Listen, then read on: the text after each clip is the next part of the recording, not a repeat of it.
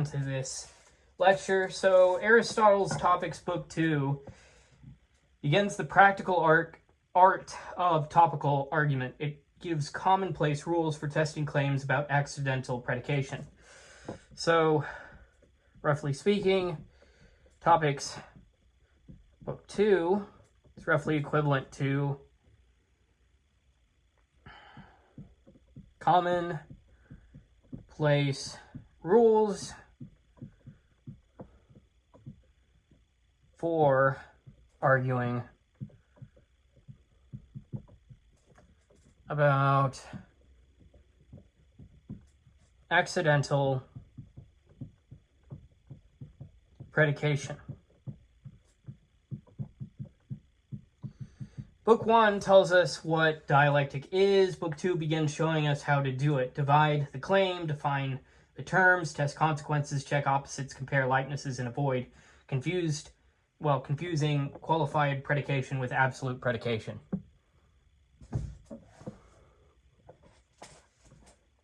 So let's go ahead and move on to the first point here.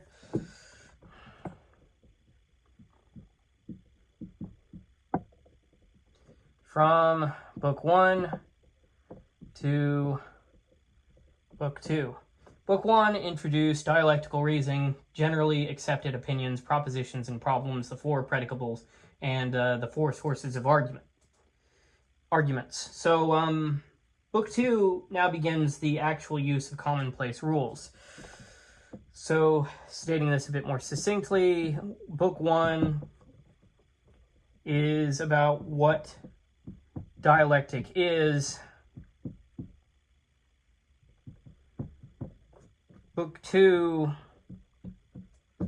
is about how to argue about accidents. Okay. Now, Book 2 is where the topics becomes a practical handbook of argument. So, Book 2 begins the practical, as I was stating earlier, but I'm just noting right here, practical art of topical argument. All right, now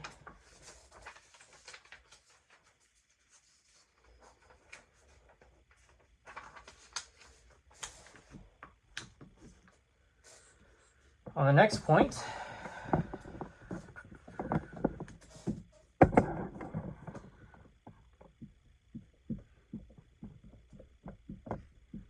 we have accident as the first field of rules. Now, the rules in Book 2 concern accident. An accident is what may belong or not belong to the same thing. Right, so accident is roughly equivalent to what may belong or not belong to the same subject.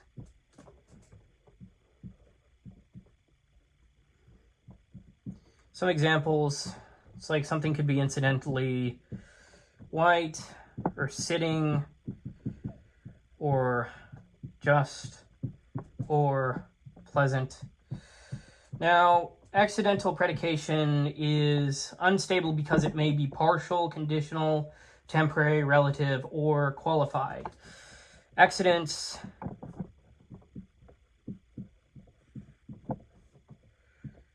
are harder to handle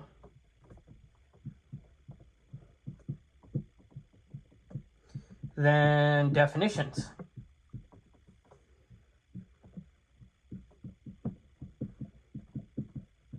Properties or genera. All right, on to the next point.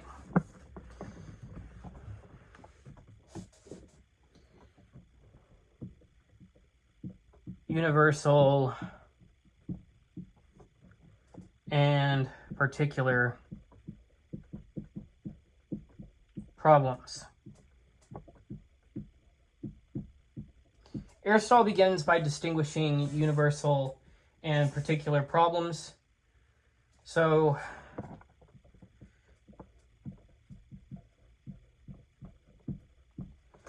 for universal, suppose, well, you'd have something like every pleasure is good. And this isn't the first time we've seen this, of course. And then no pleasure is good. Particular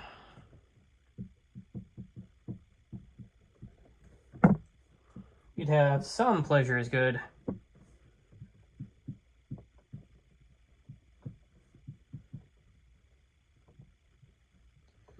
Or some pleasure is not good. Just need to keep on. There we go. Now, universal methods also help with particular problems. If we show that a predicate belongs in every case, then we have also shown that it belongs in some case. If we show that it belongs in no case, then we have also shown that it fails in every case. So, universal proof contains particular proof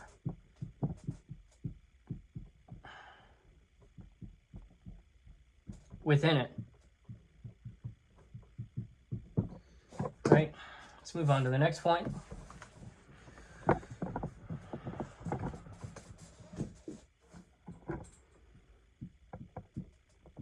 Establishing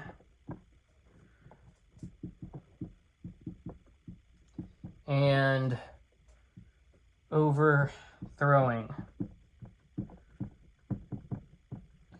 So, dialectical argument may aim to either establish a claim or overthrow it. Establishing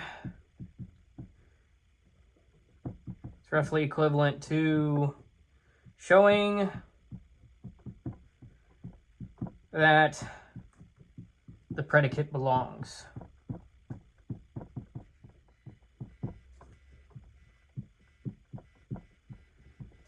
Overthrowing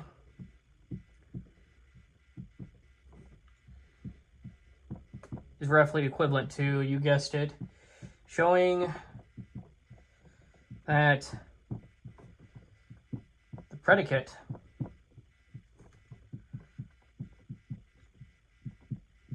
does not belong. Now, Aristotle begins with overthrowing because people commonly assert that something belongs while their opponents try to refute the assertion. To refute a universal affirmative claim, one counterexample is enough. So one negative instance overthrows a universal assertion. Right, let's move on to the next point.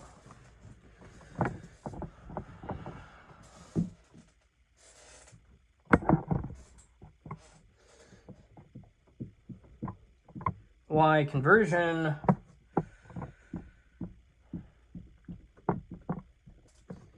is precarious in accidents. Now, in the case of definition, property, and genus, conversion is more stable. So for definition, property,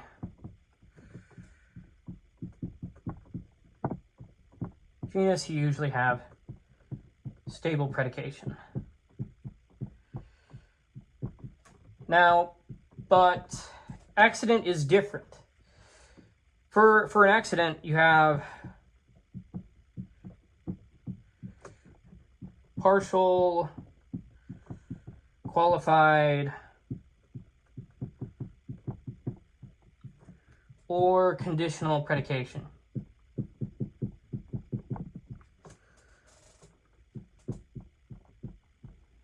All right, now, for example, it's not always enough to say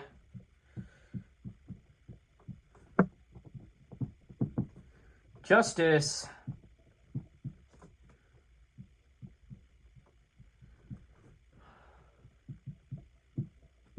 belongs to this man.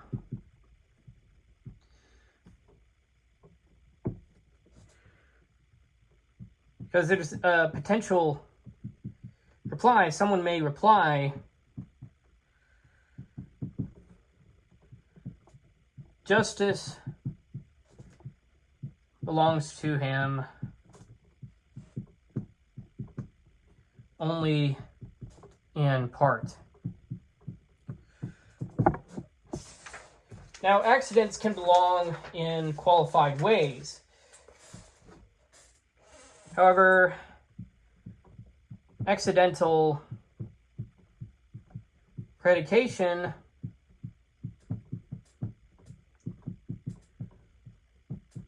often requires qualification. Right? So, to what extent does this man have justice? Right? So, let's move on to the next point now.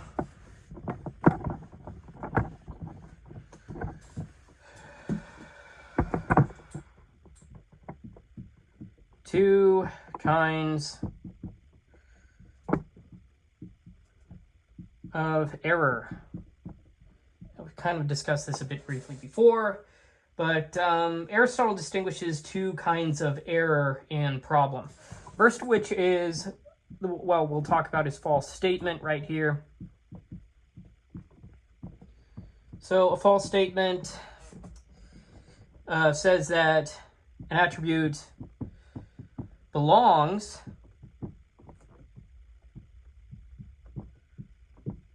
when it doesn't. So let's say you say S is P, but actually S is not P. Then there's the other type of error, which is transgression of established diction.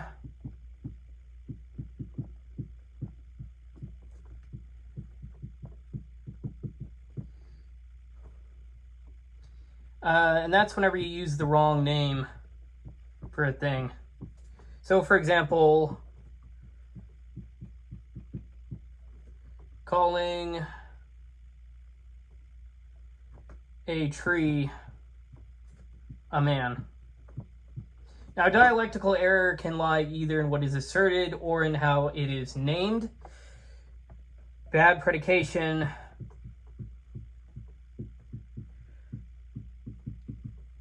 and bad naming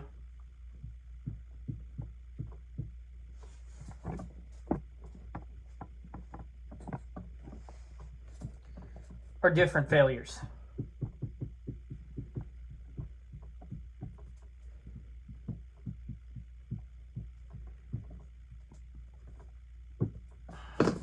On to the next point.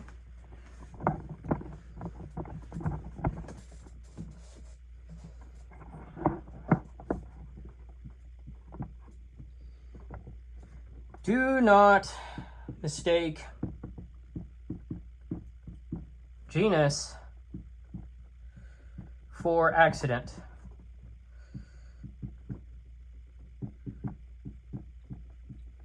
A major commonplace rule is to ask whether something has called an accident what really belongs in some other way.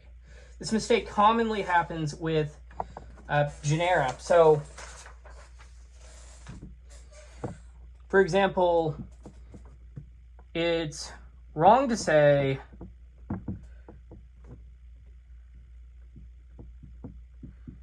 white happens to be a color. Why is that? Because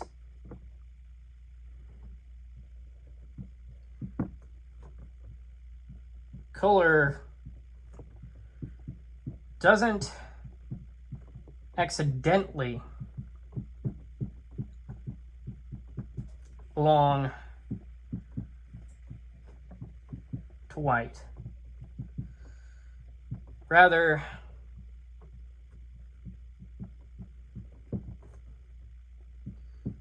color is the genus of white. So, for this, we have white chained to color. Oops. And color is actually equal to the genus of that, and it is not incidental, it is not accident. Now, a predicate must be attacked or defended under the right predicable. We have to first identify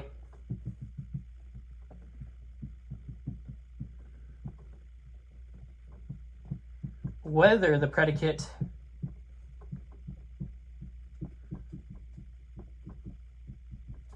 is definition, property, genus, or accident.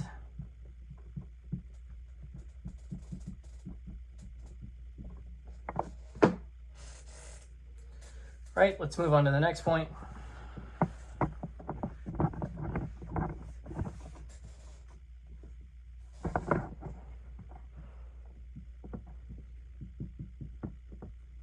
Examine cases,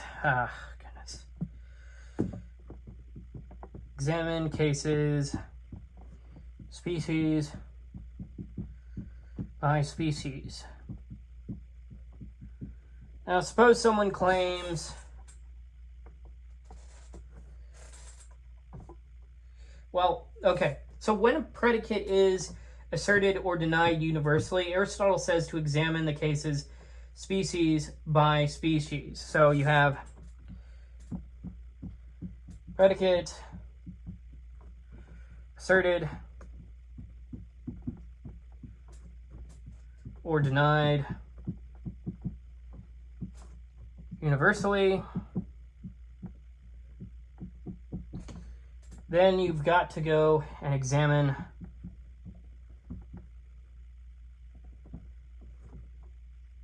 cases, species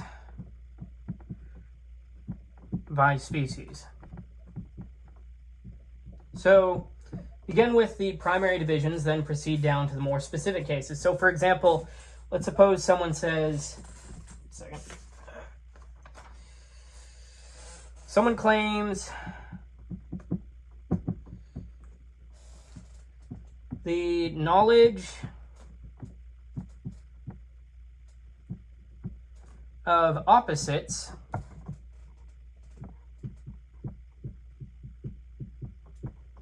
is the same.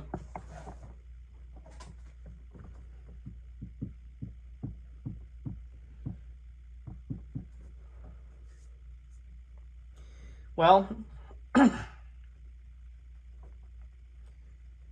examine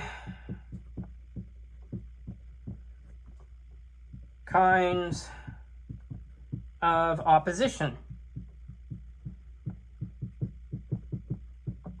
So there's relative opposites,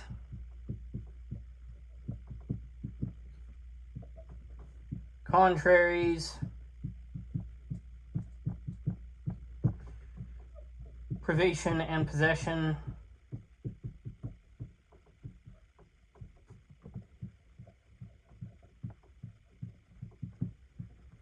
and contradictories.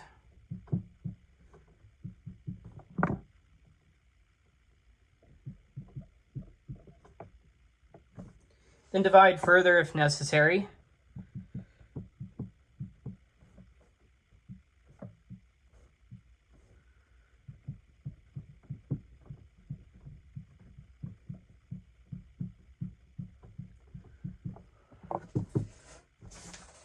So for instance, just and unjust.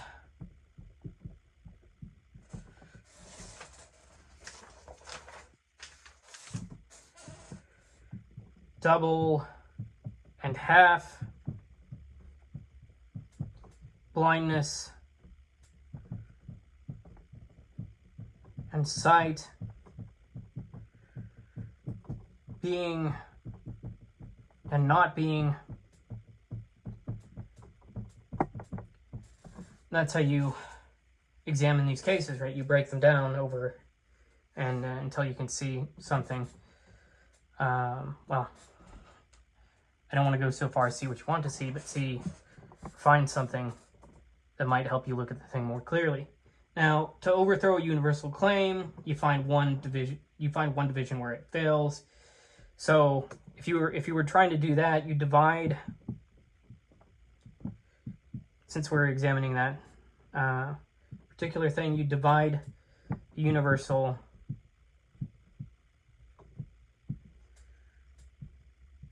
until a counterexample appears.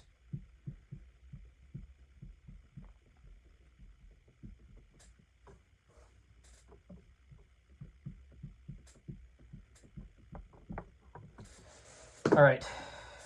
Now and we've seen that sort of thing before. Now let's go ahead and go on to the next point.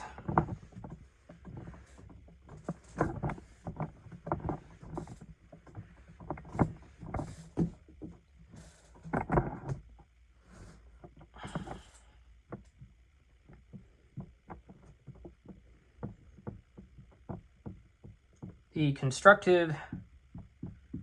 Now we've seen the constructive use of division before, but we're going to examine it here more specifically.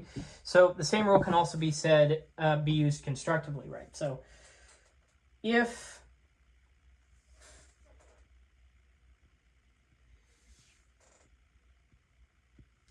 the predicate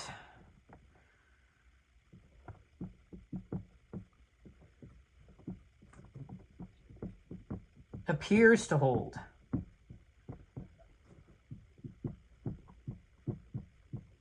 in all or many divisions,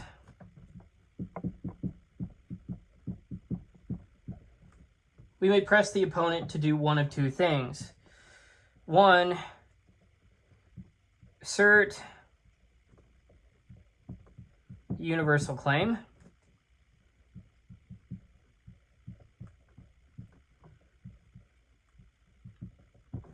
or two,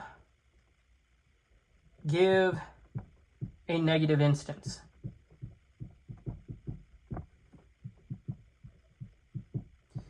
Now, division can force the discussion toward either universal admission or counterexample.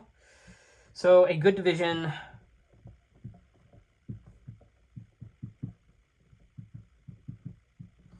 makes the opponent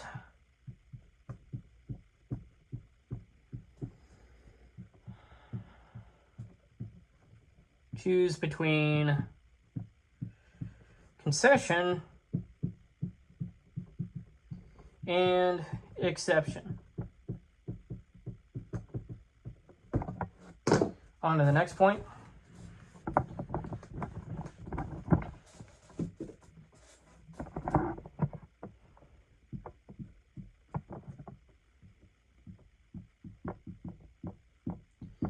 Define the accident and the subject. Another rule is to define the accident and subject, then see whether the definitions expose anything false.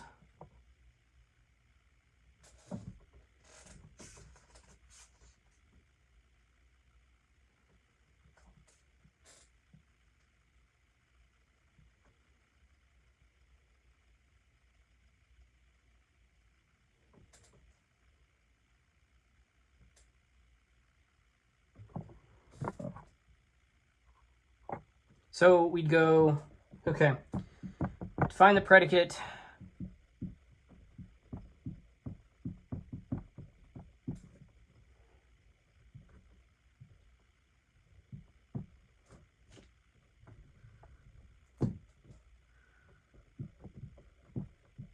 Define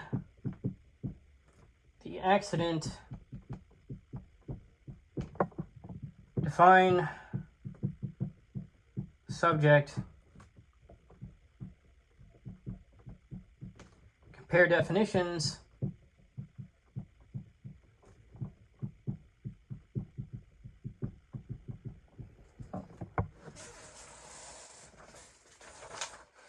So, for example,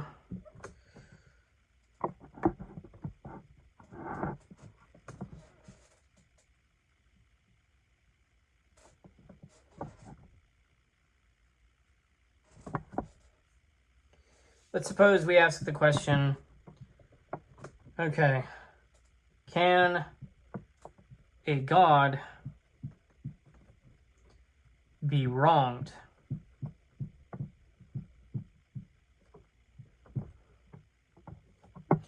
And you'd ask another question. You'd say, okay, what is it to wrong someone?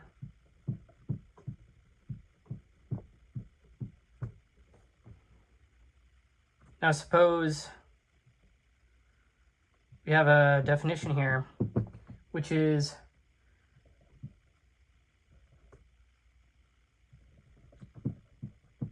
let's suppose wronging is injuring deliberately.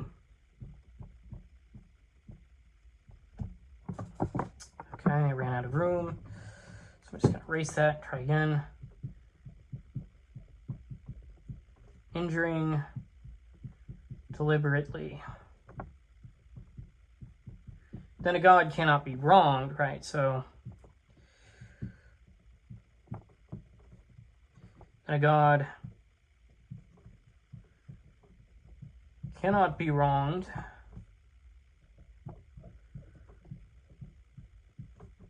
because a god cannot be injured. All right, let's go on to the next point. Well, actually, I have another example here. So here's another example. Suppose you ask, okay, is the good man jealous?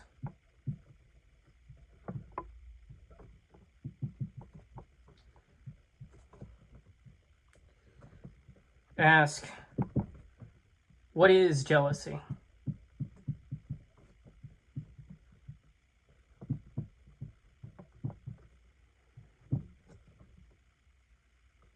Suppose you tried to define that. You'd say, okay, suppose jealousy is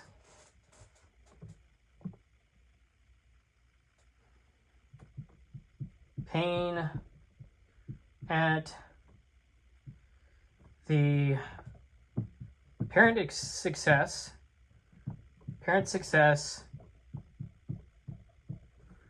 of a well-behaved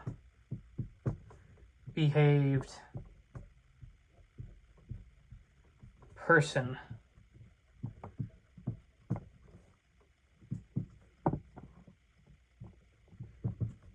Then the good man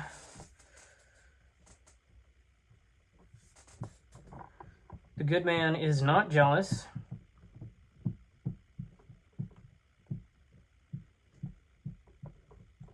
because that would make him bad. Or you could say, yeah. Or you'd have like a further definition of like, okay, what makes define good, and then, would be really difficult, but that would make him bad. You'd have more definitions to play with in there. But suffice to say,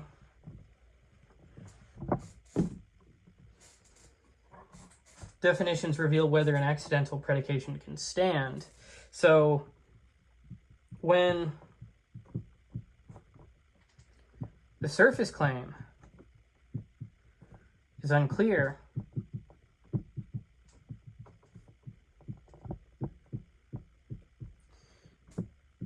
define the terms.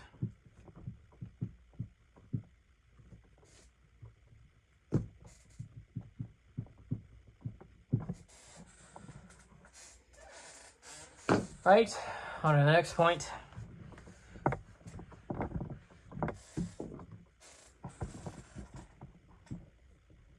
Which is continue defining until the issue is clear. Aristotle says we should substitute definitions not only for original terms, but also for terms contained in the definitions. Do not stop until the argument reaches familiar terms.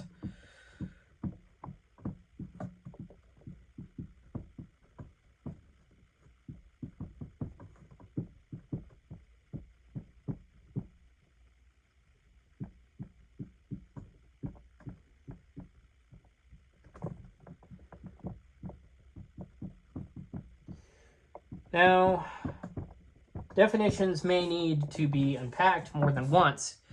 A definition that remains obscure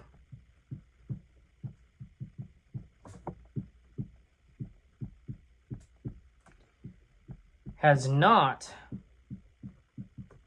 yet done its dialectical work.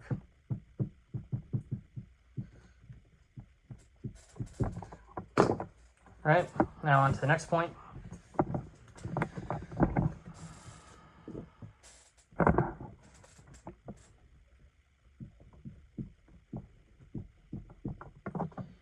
Next point is turn the problem into a proposition.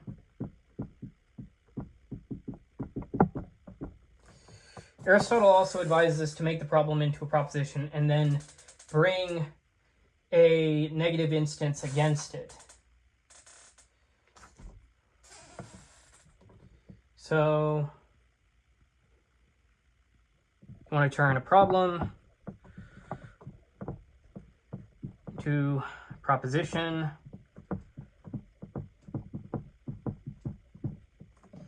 You want to bring a negative instance against it.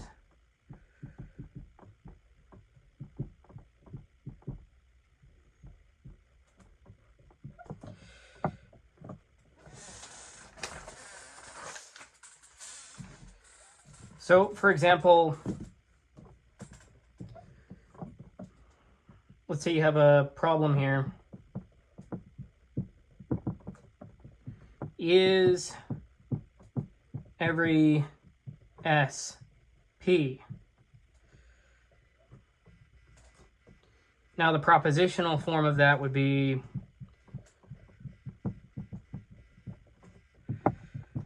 every S is P. And then the attack would be the negative instance you're trying to get is here is an S that is not P. Right, so dialectic often advances by translating a question into an attackable claim. Question form must often become proposition form.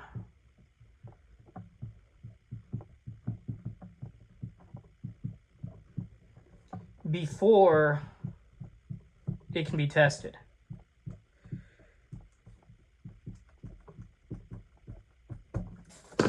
All right, now on to the next point.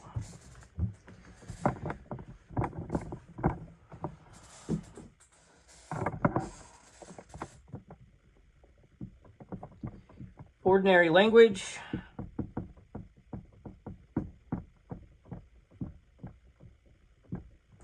and expert judgment.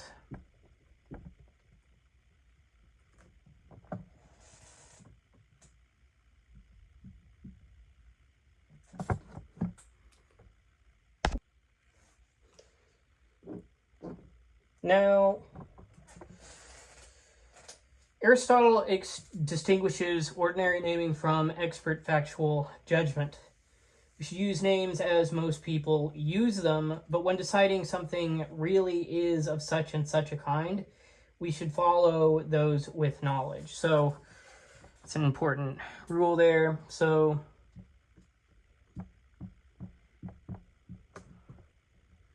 we should use names as most people use them.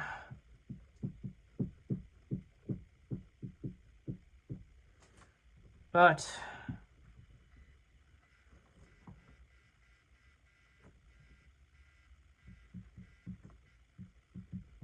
trying to figure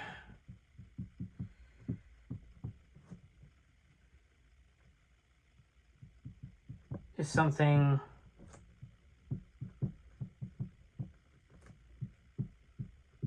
really is of a particular kind,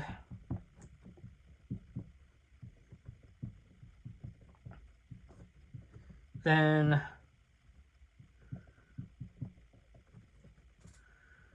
we should follow those with knowledge.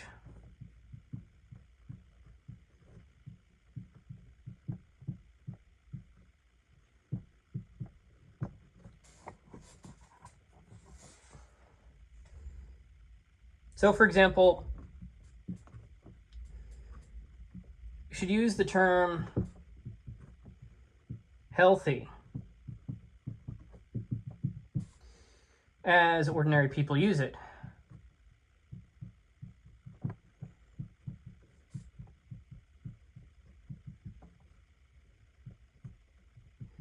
But when deciding whether something tends to produce health, we should listen to the doctor, not the multitude. So, say you want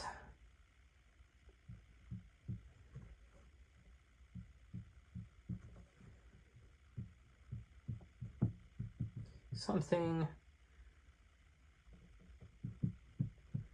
tends to produce health.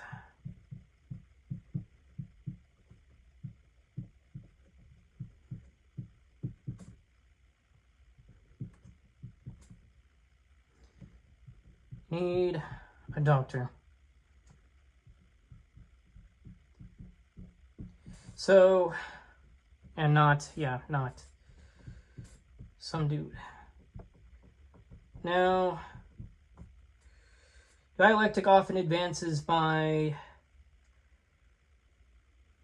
almost read the wrong part of the notes there, but dialectic respects common speech without surrendering factual judgment to the crowd.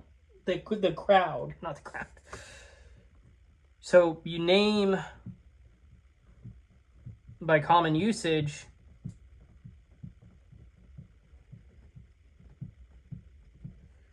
and you judge facts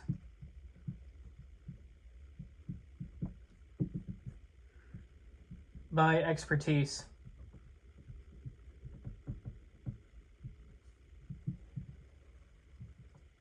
Right?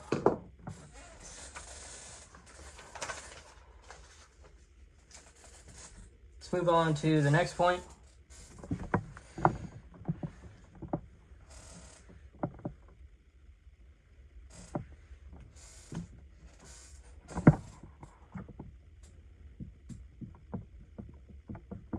This next point is exploit ambiguity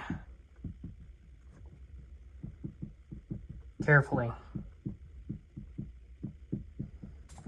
Now, if a term is used in several senses, so let's say you have term used in several senses,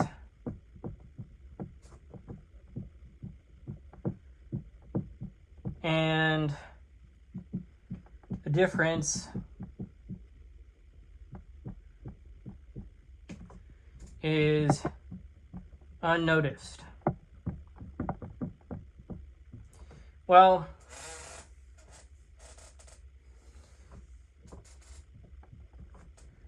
you can sometimes, or may sometimes, establish or overthrow a claim by showing it in one sense.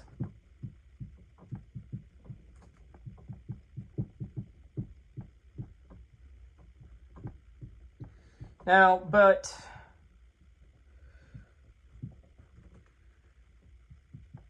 if the ambiguity is obvious,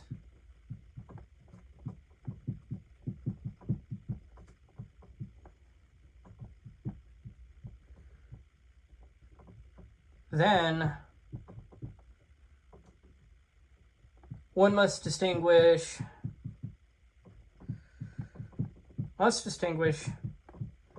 the senses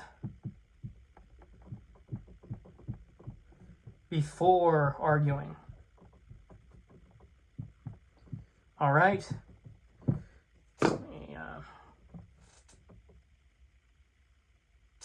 me just show an example here in this little pocket blank space. So let's say, suppose you have right. And let's say you have that it means both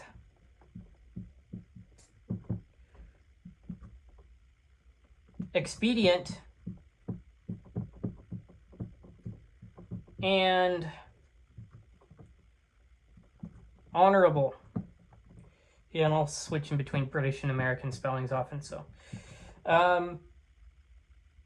Now, then one should try to establish or demolish the claim in both senses.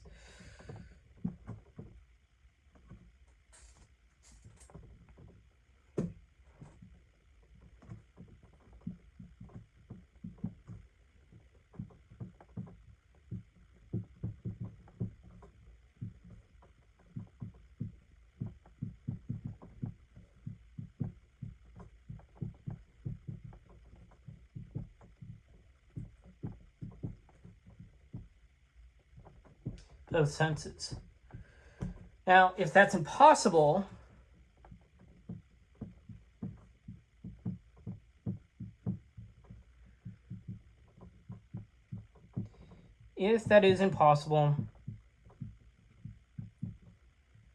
then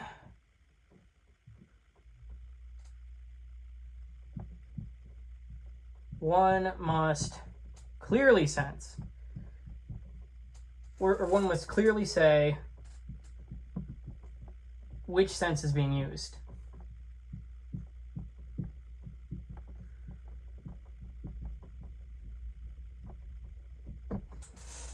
All right.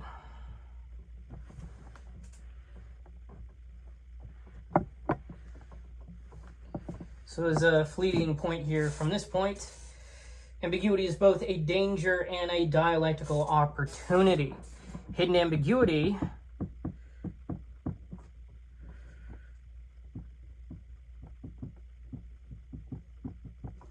may be used. Obvious ambiguity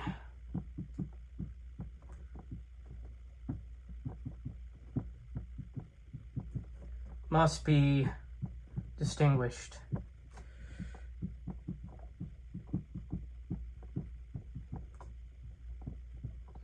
All right, let's move on to the next point.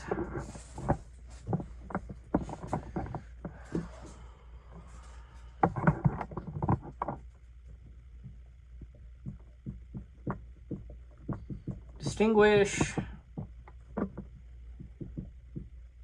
kinds of.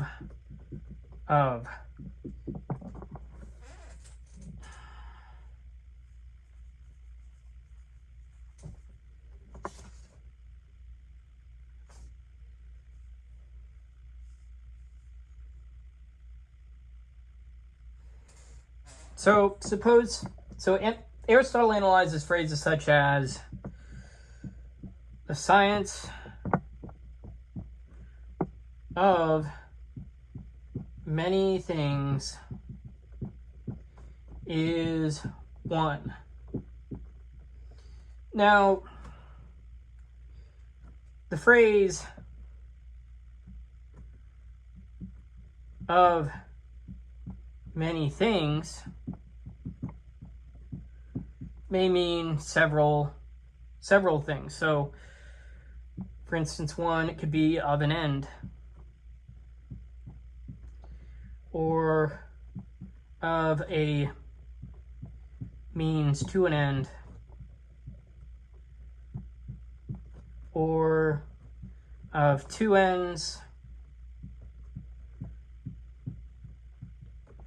or for of an essential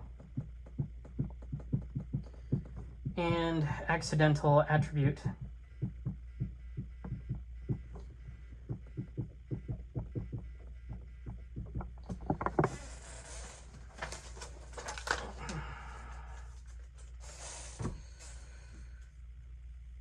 So, for example, let's say you say medicine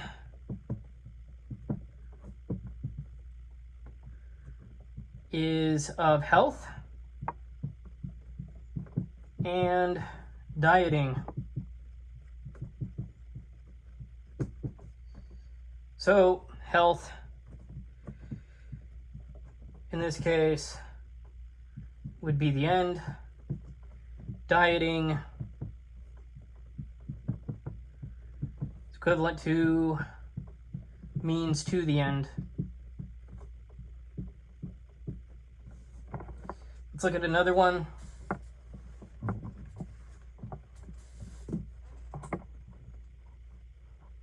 Suppose you say geometry may be of triangle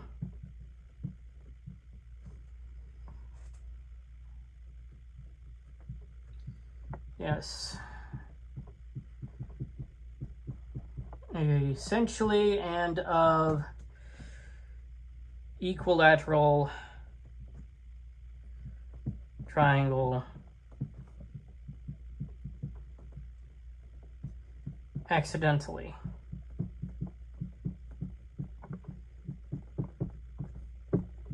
So here, triangle would be the essential subject,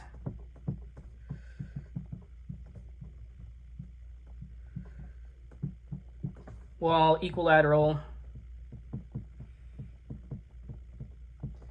would be the accidental case of triangle. All right, so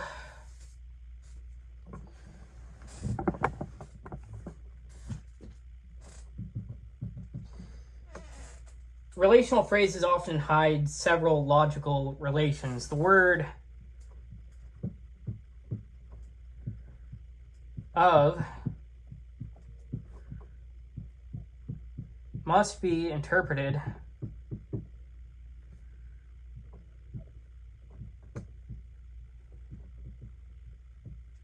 according to the relation involved. All right. Okay. Now let's move on to the next point.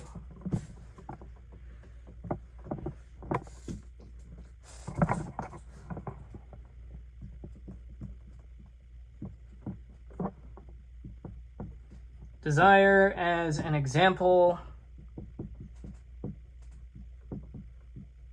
of relational ambiguity.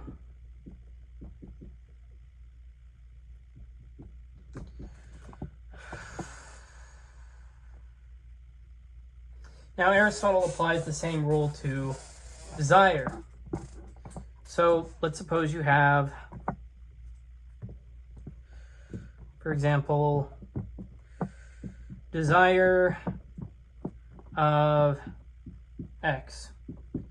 Now, this may mean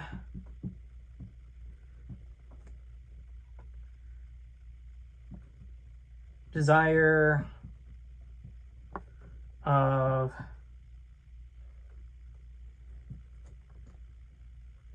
an end, or of a means, or of something accidental.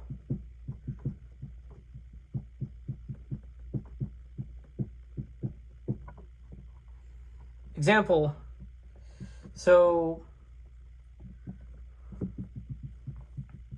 suppose you have desire of health. Well, it's equivalent to desire of an end.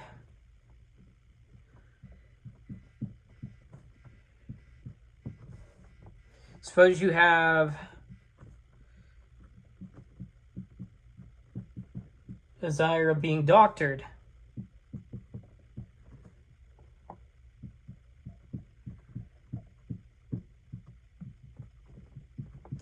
Well, that's a desire of a means.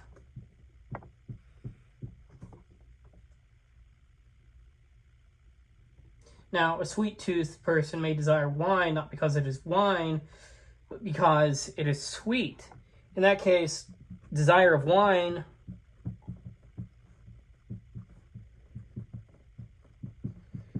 would be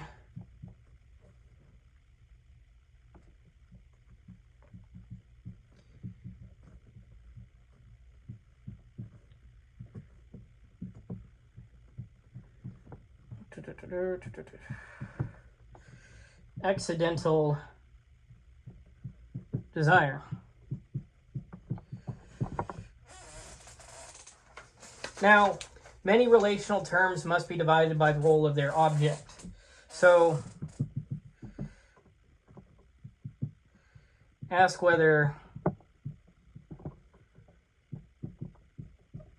the object is desired as an end,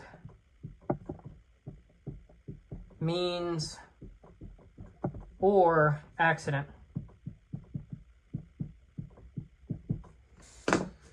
Right, on to the next point.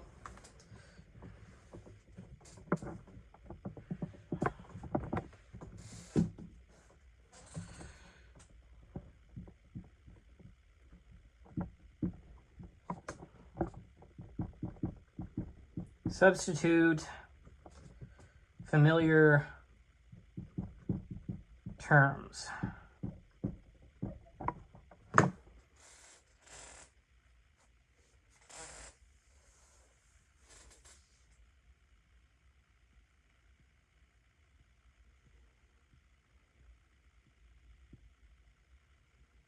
Now, Aristotle says it is useful to replace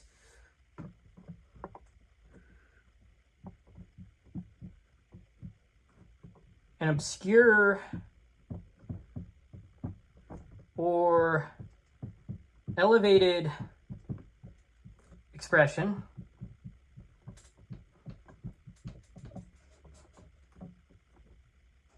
with a more familiar one.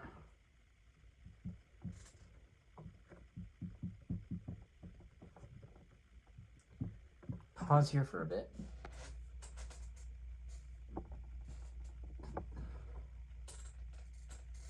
So, for example, you want to go from exact to clear, or from being busy to being fussy. That is, if the latter terms are more familiar with the audience that you're speaking to. So the thesis becomes easier to attack or defend. Now, clarifying language often makes the argument easier to evaluate. A familiar, I should say, if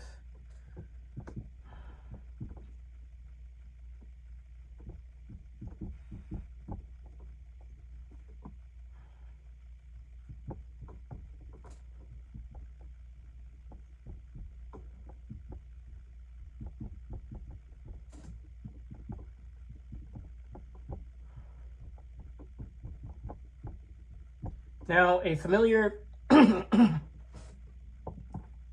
clarifying language often makes the argument easier to evaluate, like I was saying, and a familiar formulation exposes the force of the claim.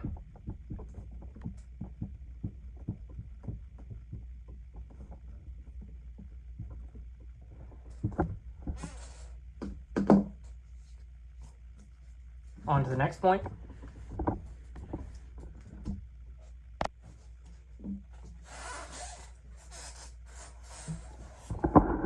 Okay, this next point, genus to species arguments. So Aristotle gives rules for arguing between genus and species. Some directions of inference are safe, others are not. So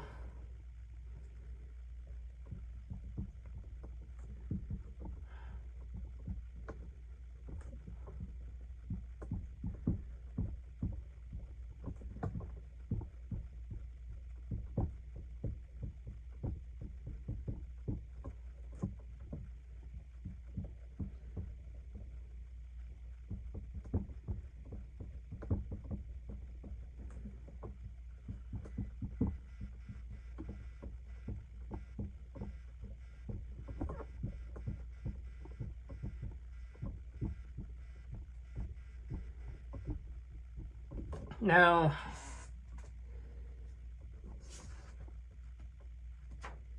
let's look at one in particular, which is unsafe for establishing.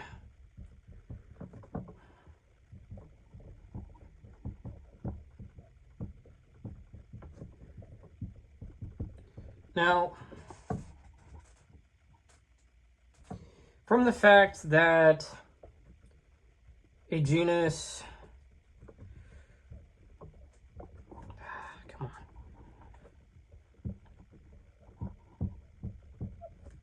has an attribute,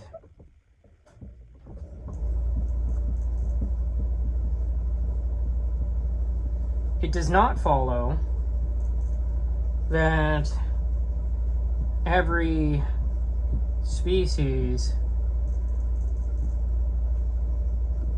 has that attribute.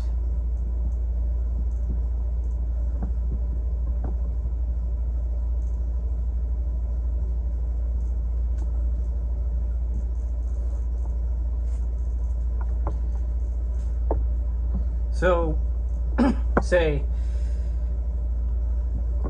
a genus has P, that does not imply species has P. So, for example, animal may be flying or quadruped.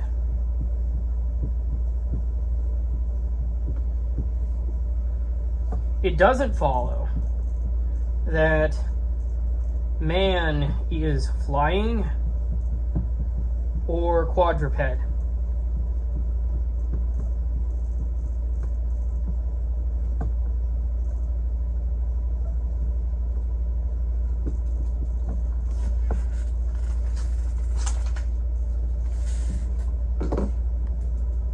Now let's look at another situation here. So, safe for overthrowing.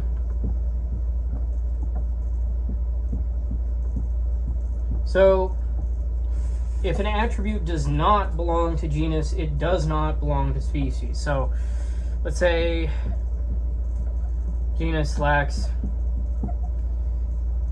condition P, then species lacks condition P as well, right? So another one, safe from species to genus. So if an attribute belongs to the species, it belongs to the genus in some way. So species has P, implies genus has P. Okay? So the only one that was unsafe, at least insofar as this was concerned, is assuming that because a genus has condition P, that the species should as well. That is not the case.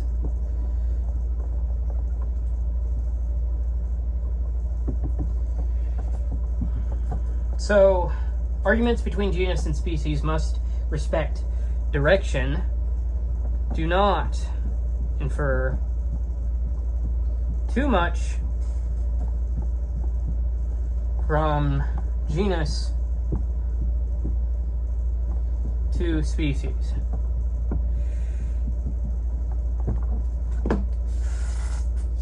All right, on to the next point.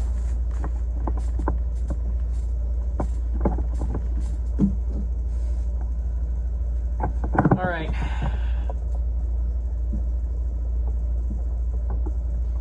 Now, if a genus is predicated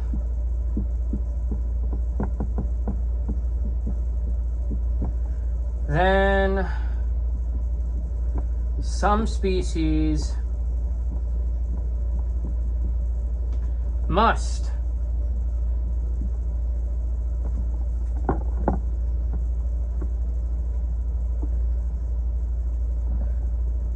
be involved.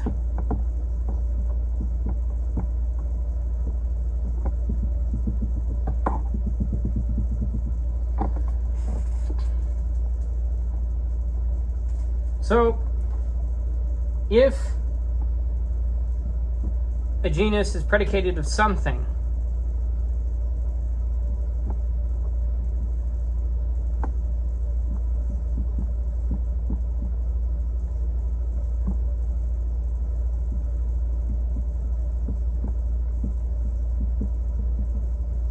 then it must necessarily be the case that some species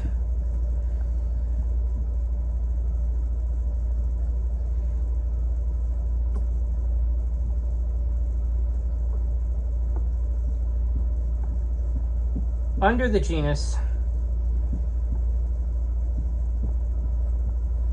must also be involved.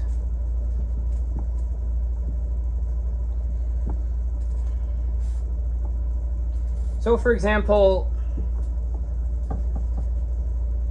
let's take the case of scientific knowledge. Let's suppose something is scientific knowledge.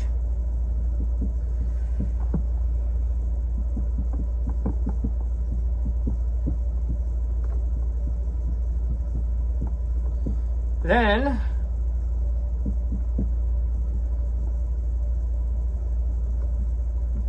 it must be some specific science.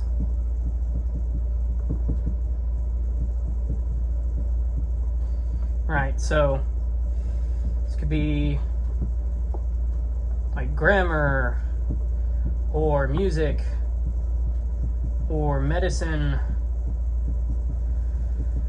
geometry, etc. Right, so let's go ahead and move on to another example here.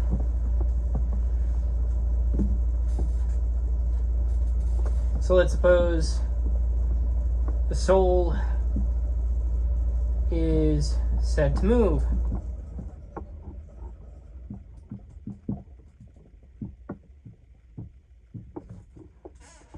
Well, ask by which species of motion it moves. All right, so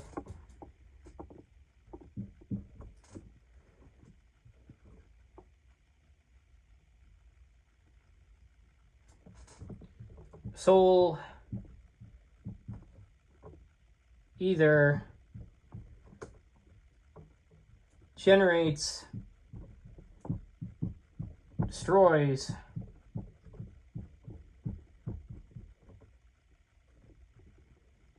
grows, diminishes,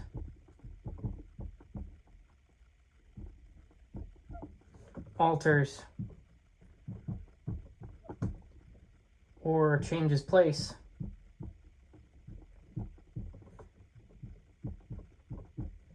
And if none of these applies,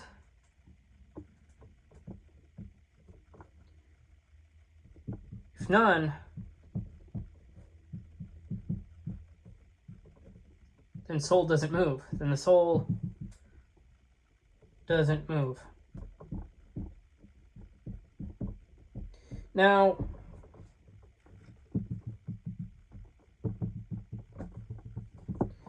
generic claims must be cashed out in specific form. So if the genus applies, some species must apply.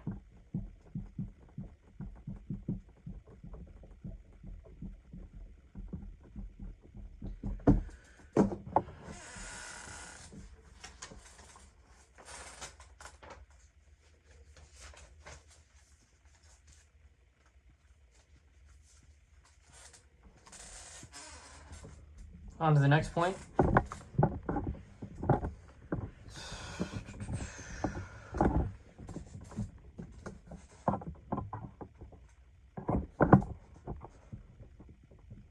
Okay, this thing's done. Gotta use another marker.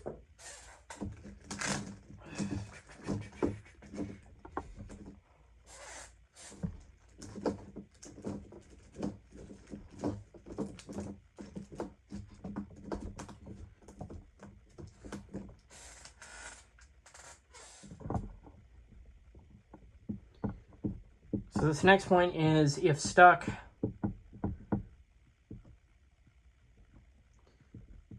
attack definitions.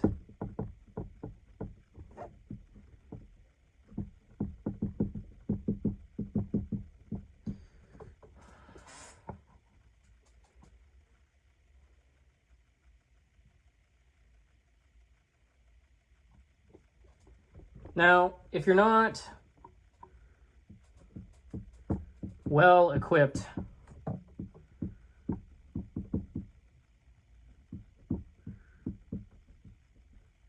with an argument against the assertion,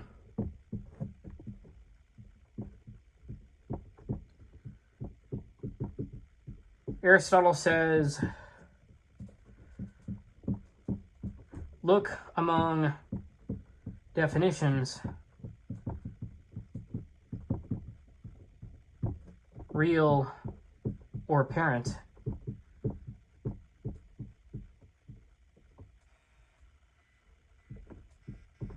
And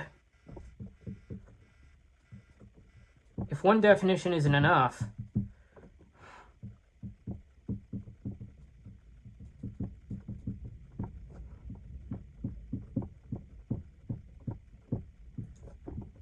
then use several. it's easier to attack people when they are committed to a definition. So, yes, definitions expose structure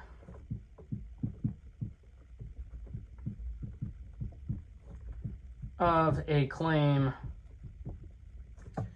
to attack.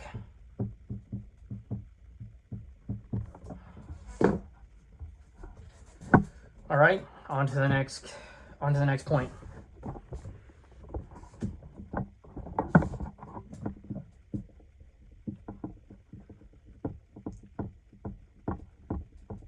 Necessary conditions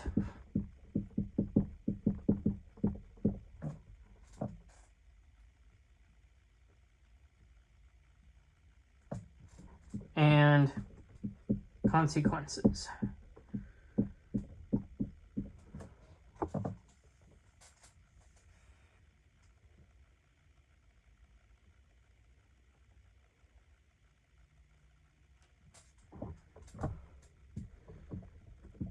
So there's two questions. One for establishing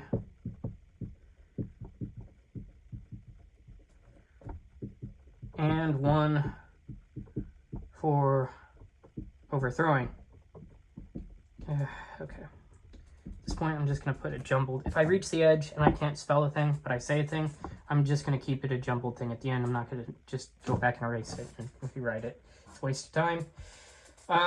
But anyways, Aristotle advises us to ask two questions, and these are... So one is for establishing and one is for overthrowing. So for establishing...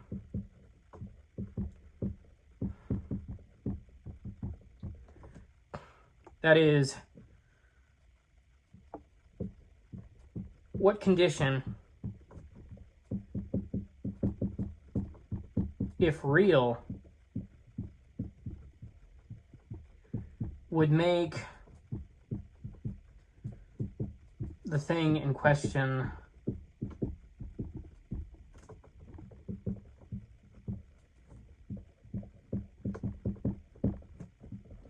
real?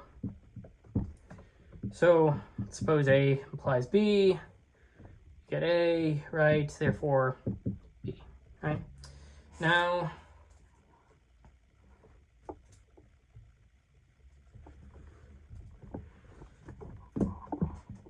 for overthrowing,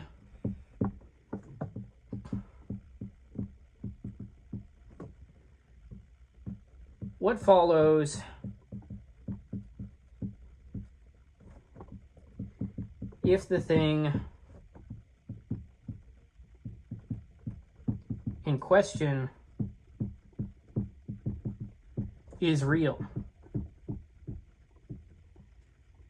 So it's like B implies C, negation of C, therefore negation of B, right?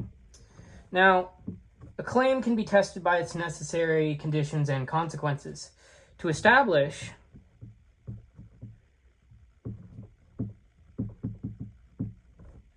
find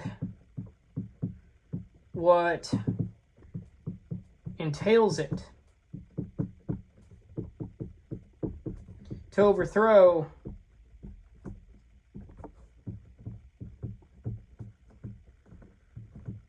refute what it entails.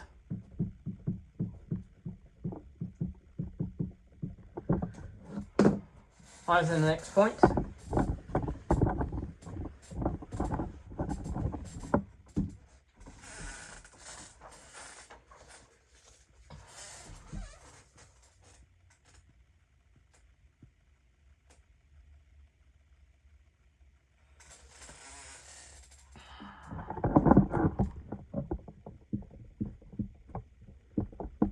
Check the time involved. Aristotle says to look at the time involved in the predication.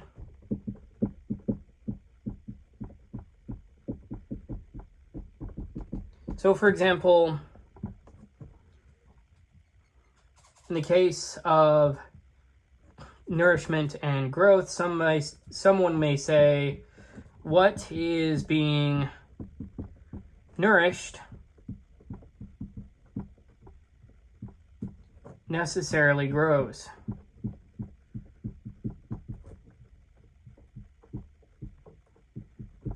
But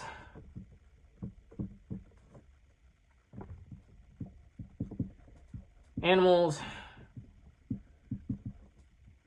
which are always nourished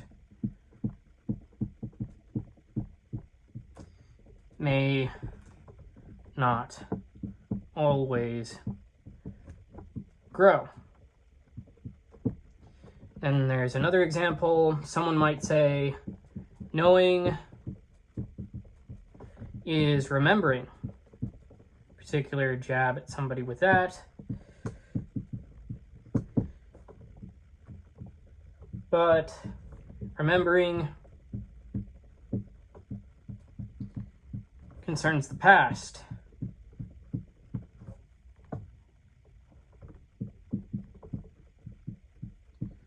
While knowing can concern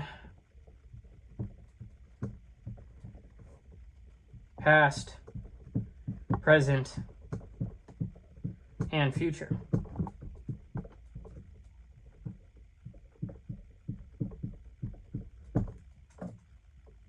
So temporal mismatch can expose a false predication.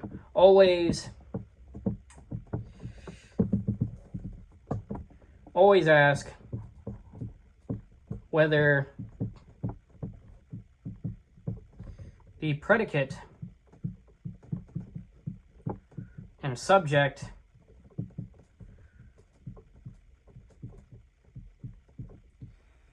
belong to the same temporal range.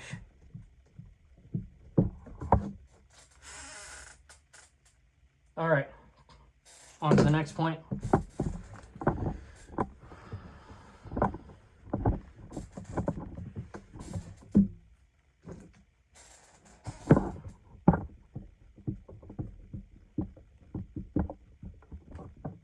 Diverting the argument. So Aristotle discovers a sophistical turn in which the questioner directs the argument toward another statement against which he is well supplied with arguments.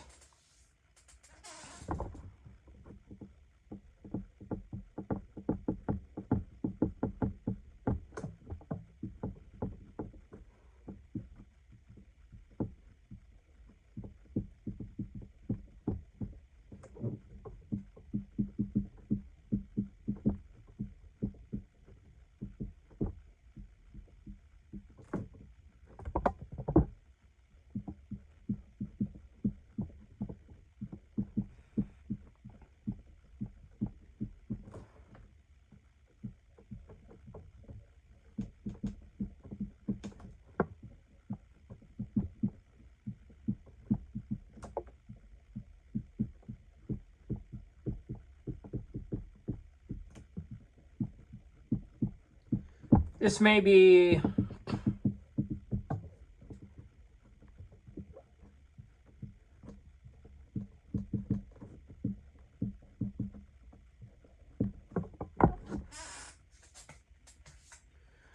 either really necessary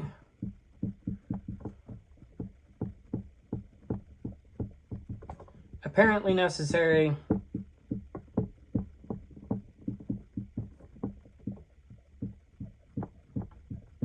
or neither really nor apparently necessary, and we'll get into this a bit more, I suspect. So, but a dialectician must distinguish relevant redirection from irrelevant side issue, right? So not every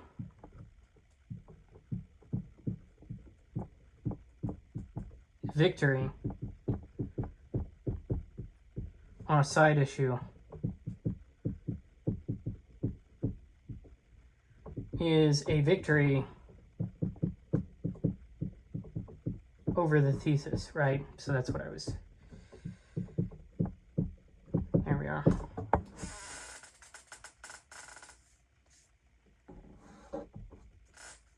Let's move on to the next point.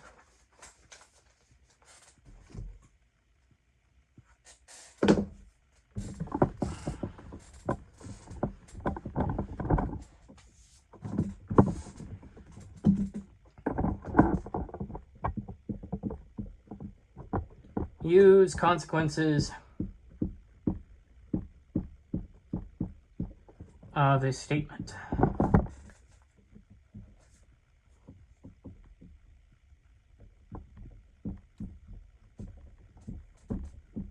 So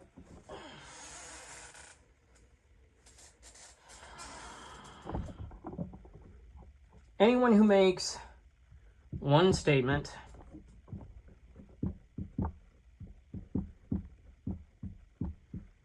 has, in a way, made several statements.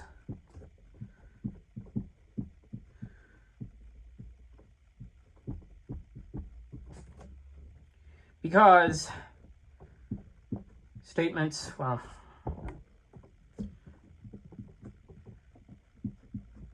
statements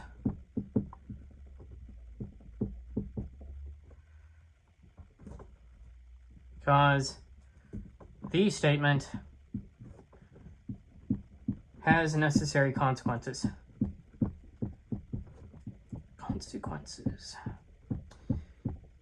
So, for example, suppose someone says, X is a man. He's also implied that X is an animal,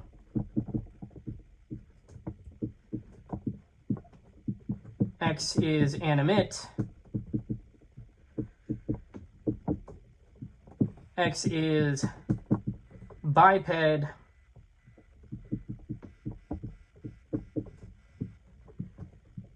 X is capable of reason and knowledge.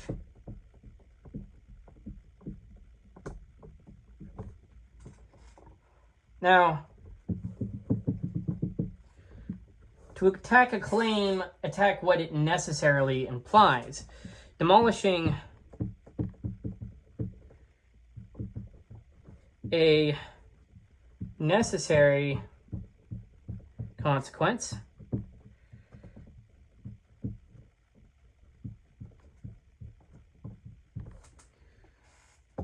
demolishes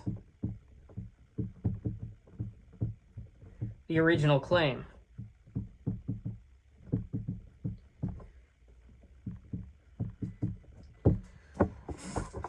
All right, let's go ahead and move on to the next point.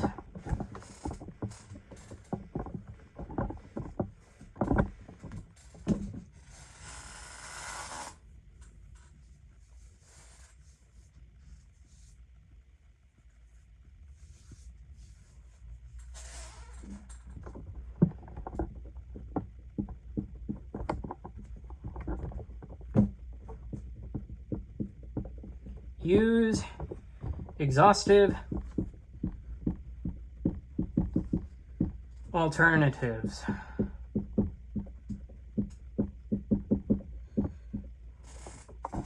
So, if a subject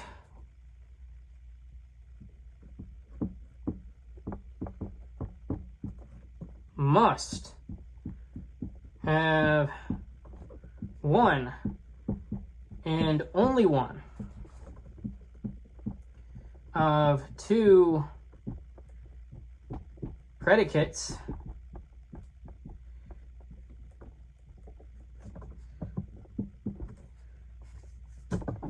Then proving or disproving one gives material for the other.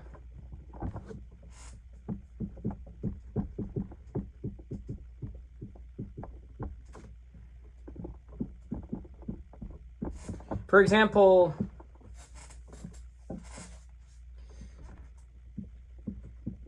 a human body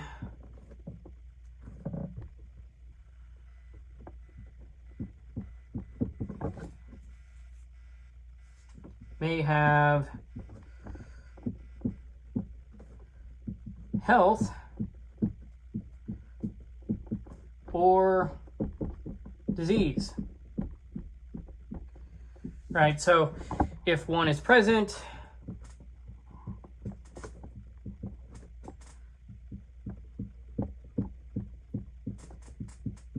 the other is absent,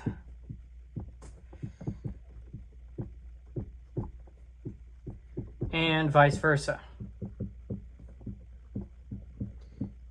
So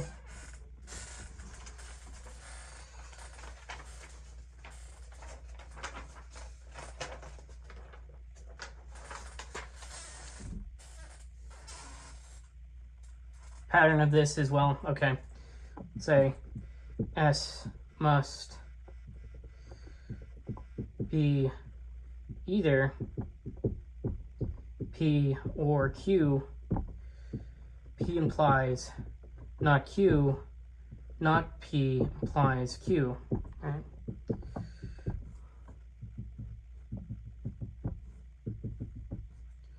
So where our alternatives are exhaustive, attacking one side supports the other. Exhaustive, well, exclusive alternatives make arguments convertible.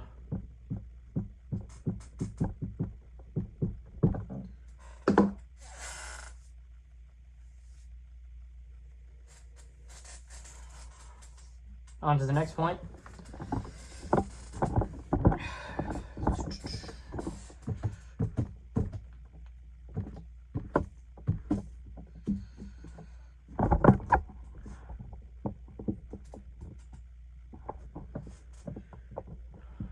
Reinterpret terms literally.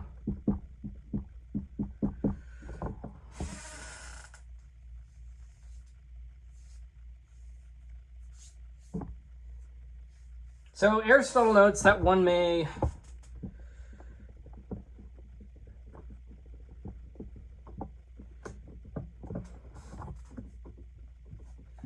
devise an attack by taking a term in its literal meaning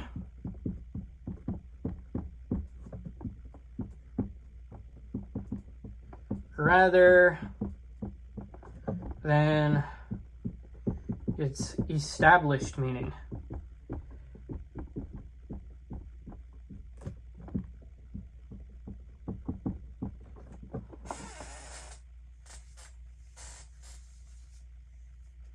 So, for example, well, I'll go through several.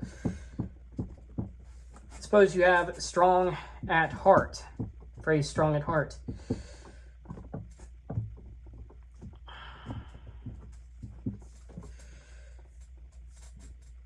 This may literally be taken as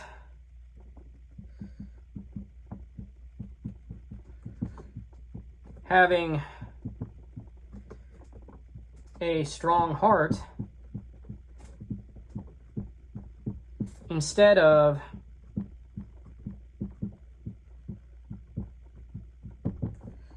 being courageous.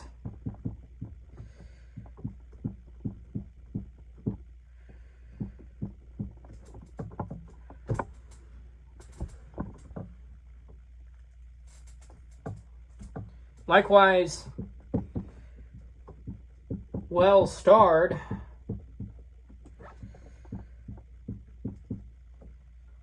may be interpreted as having a good star instead of lucky. Right.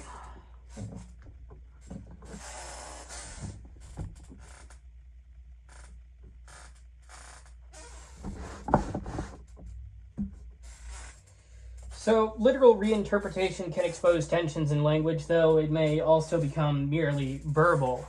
Dialectic must distinguish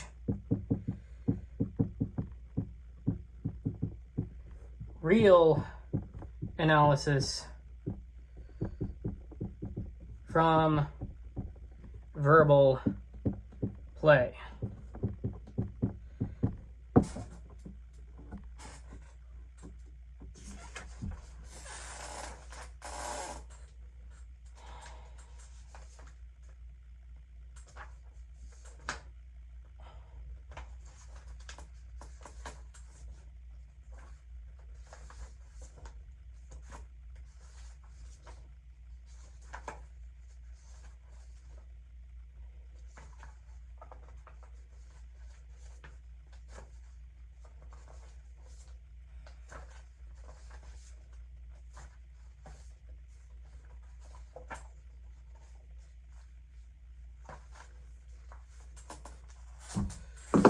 All right, on to the next point.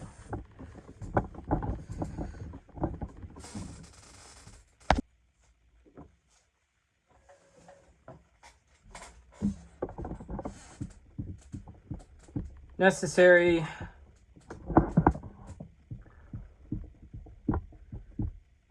usual and chance.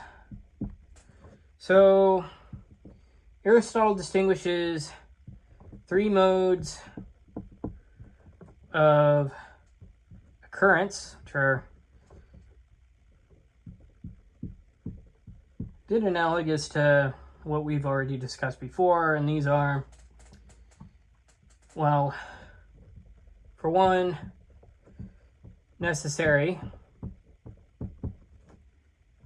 You know, some things occur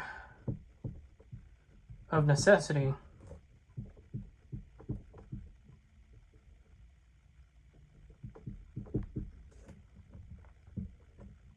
Two, usual. Some things occur usually.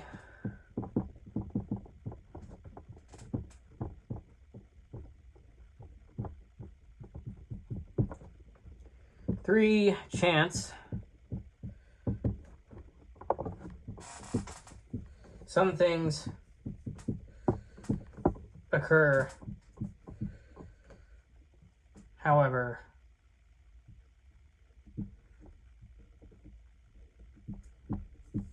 it may chance. Or by chance, you know. So, if a necessary event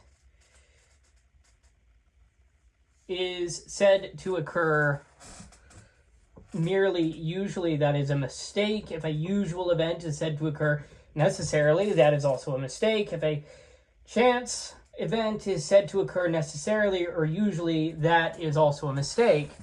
So there's a strict non-equivalence here. Necessary is not equal to usual, which is not equal to chance.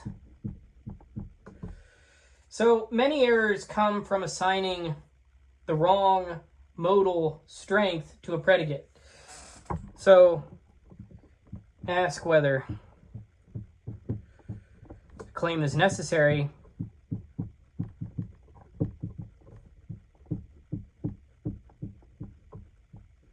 usual or merely occasional.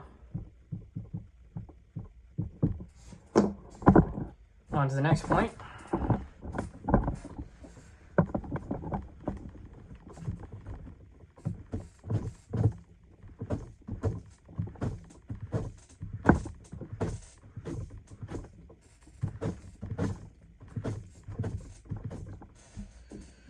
Okay.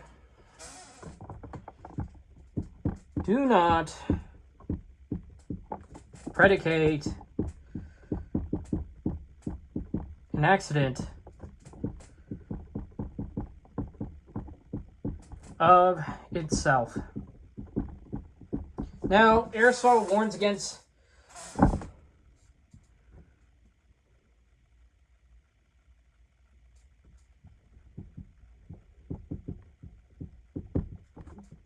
treating the same thing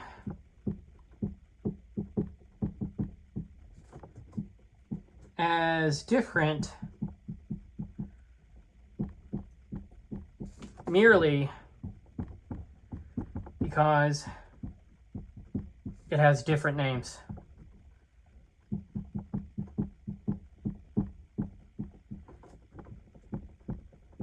For example, let's say Prodicus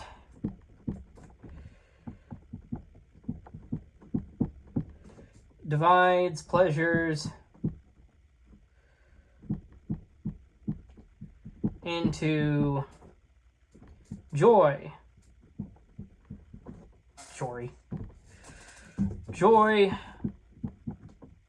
delight, and good cheer.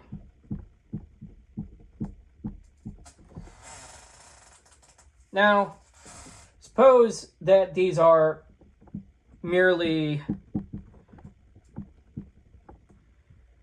names of the same thing.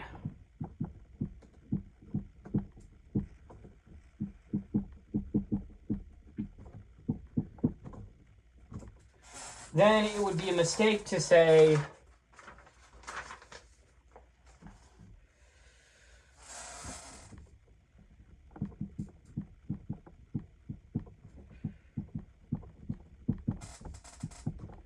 joyfulness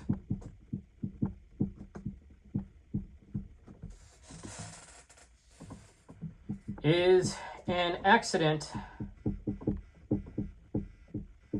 of cheerfulness.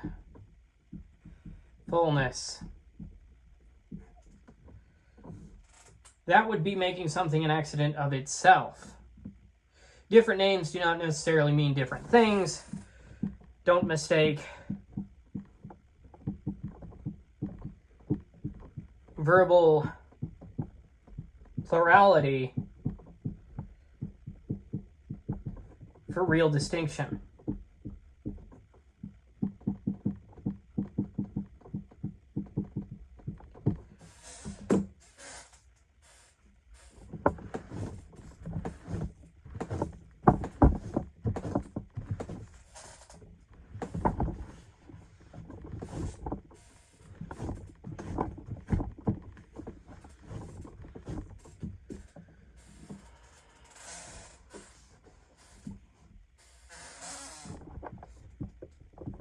Next point is rules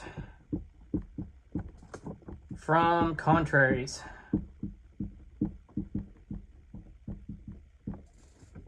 So Aristotle next turns to contraries, contrary verbs,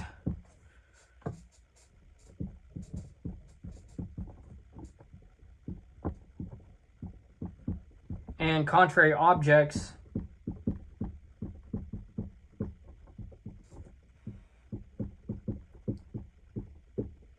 can be joined in several ways.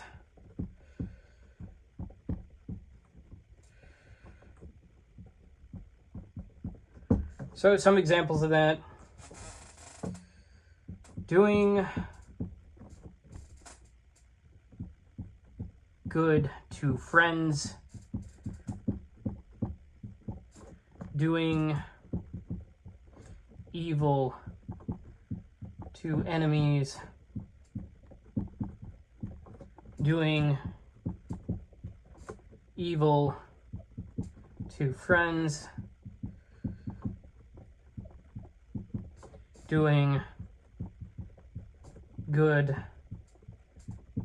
to enemies.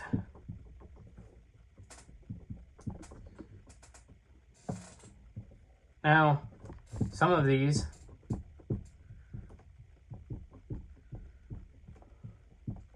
are contrary to each other.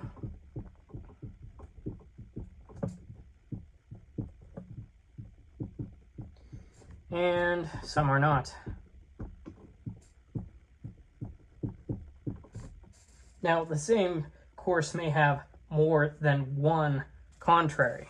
So select whichever contrary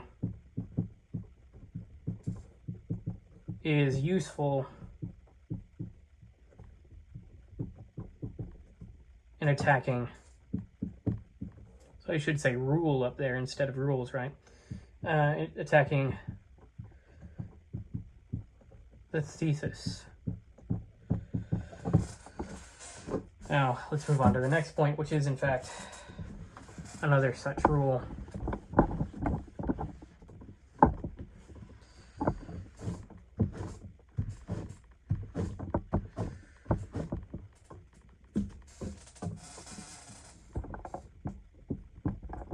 If an accident has a contrary,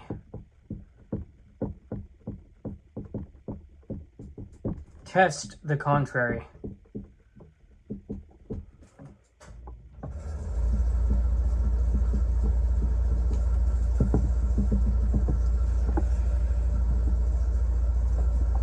Now,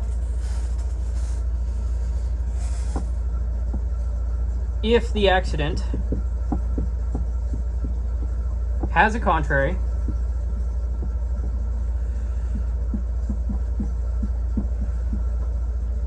then see if the contrary belongs to the same subject.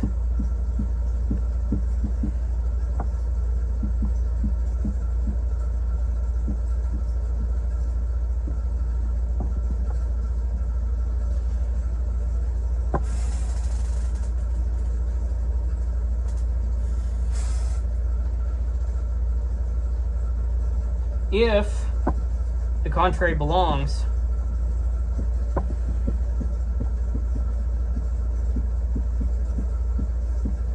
then the original accident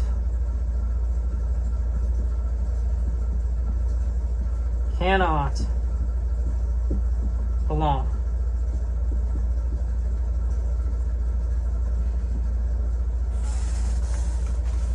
So, pattern-wise, it's like, okay, S has P. P is contrary to Q.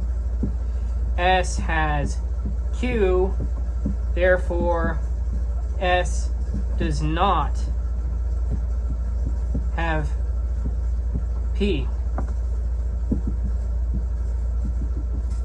Now, contrary predicates cannot belong at the same time to the same thing. Contraries test whether an accident can belong.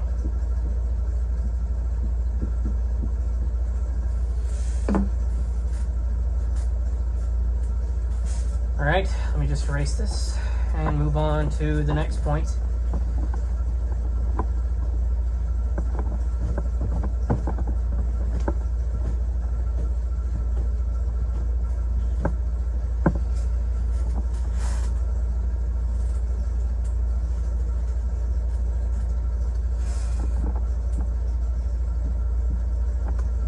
Does the subject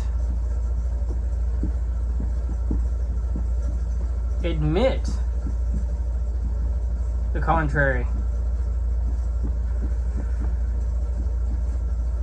Now,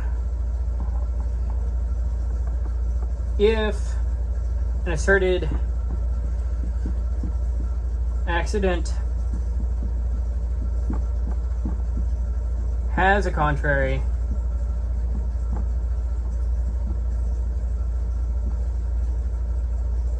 then ask if the subject can admit the contrary.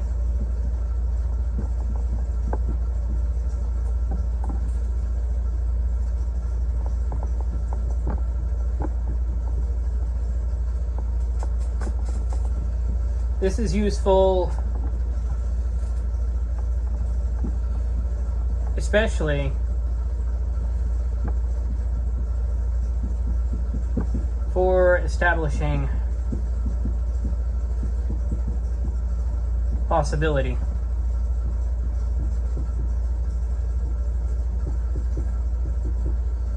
For example, if the subject can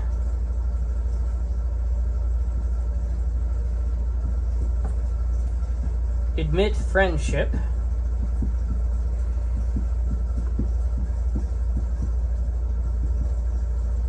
then it may also be capable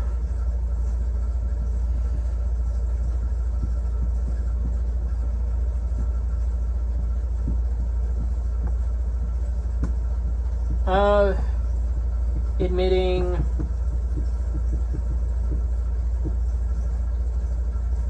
hatred,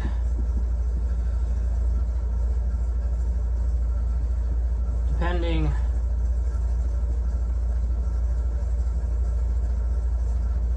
on the kind of subject involved.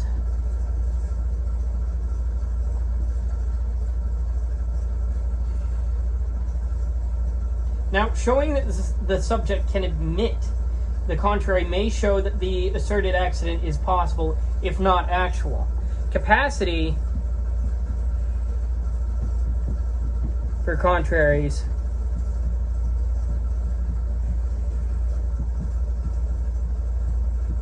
helps test possible predication.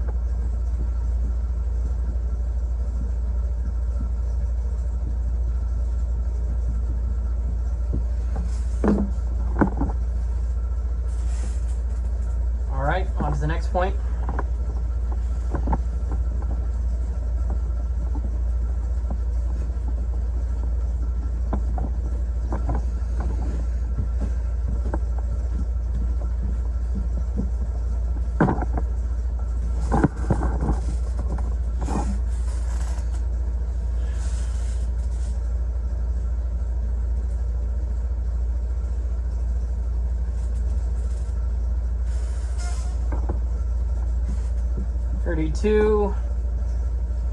The four modes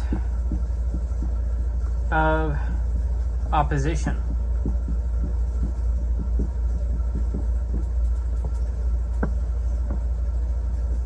So Aristotle uses four modes of opposition. These are contradiction,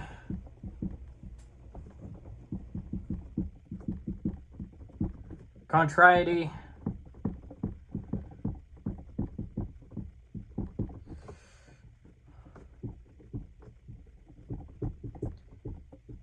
privation, and possession, and relative opposition.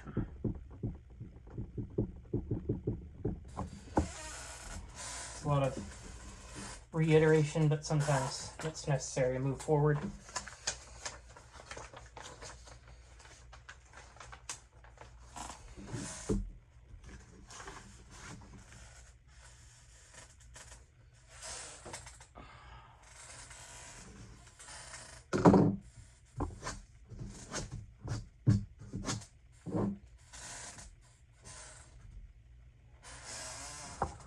Opposition supplies structured ways to reverse or test a claim. So different oppositions yield different argumentative routes.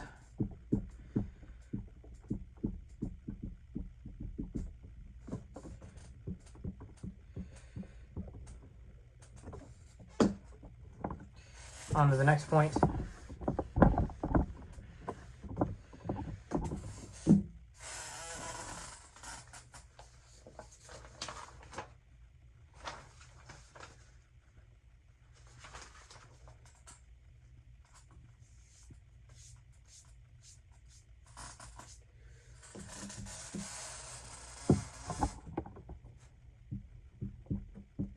Arguments from contradictories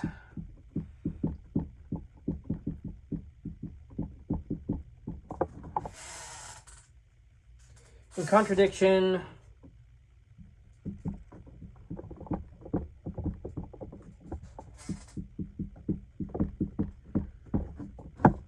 the sequence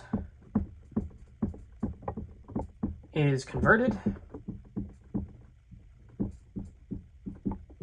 So for example, if man implies animal, then not animal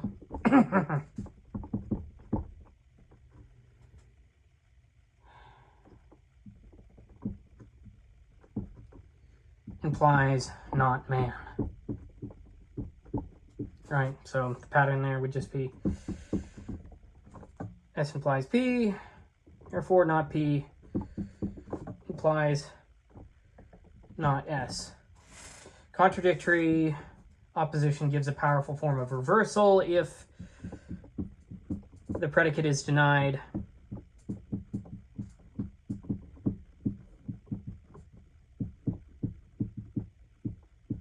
The subject is denied.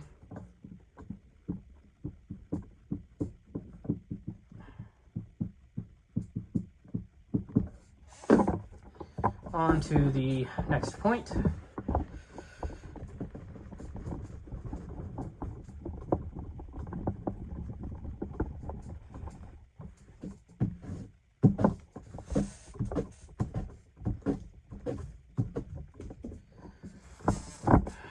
Okay.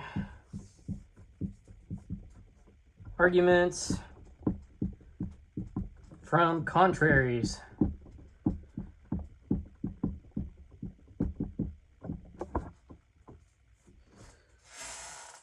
So, in contraries,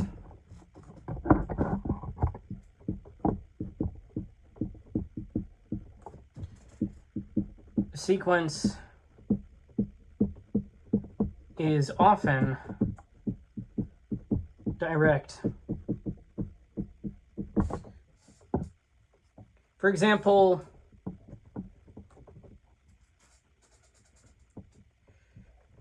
say you have courage to virtue, courage is virtue, right? And cowardice as vice.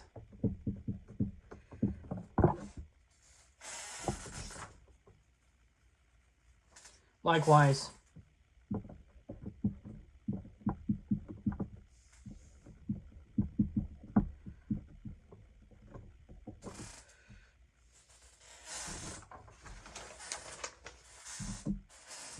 you have courage as desirable.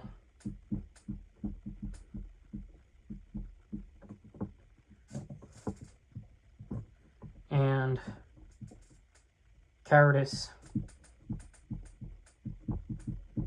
as objectionable.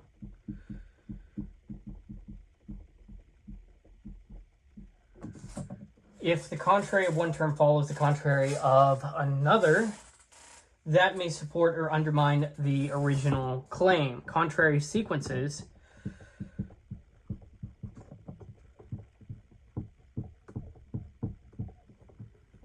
help test the original sequence.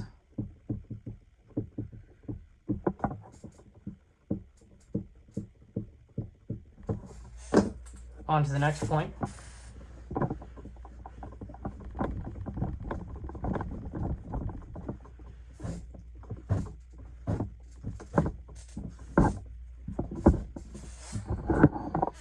Okay.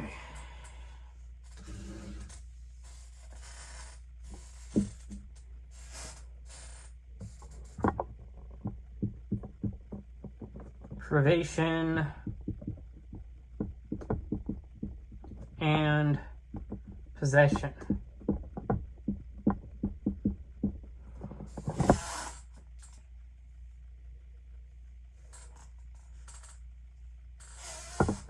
Now, privation and possession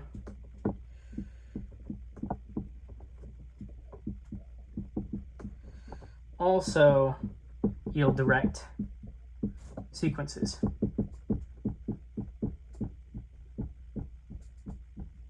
So, for example, sight as sensation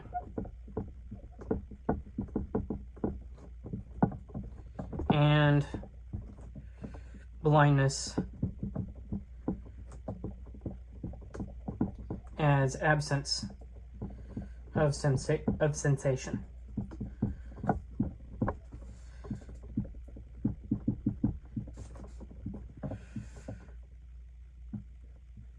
Sight is a possession. Blindness is a privation. Privation and possession are not mere contradiction. They involve the absence of a state naturally apt to be present. Privation arguments track the loss or absence of a proper state.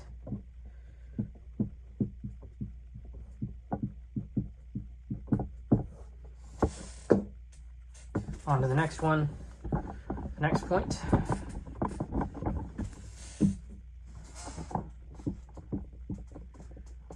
Relative opposition.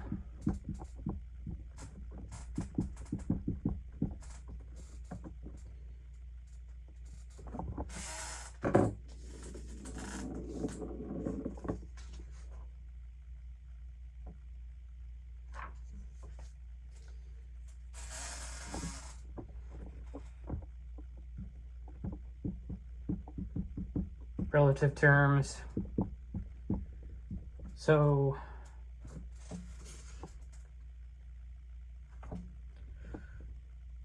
relative terms have similar sequencing.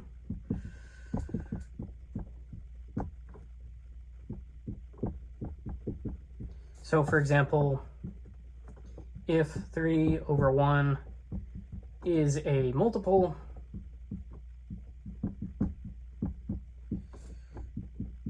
then 1 over 3 is a fraction.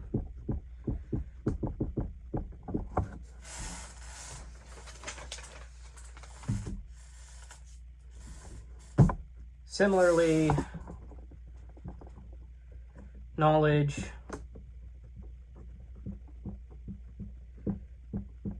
is akin to object of knowledge.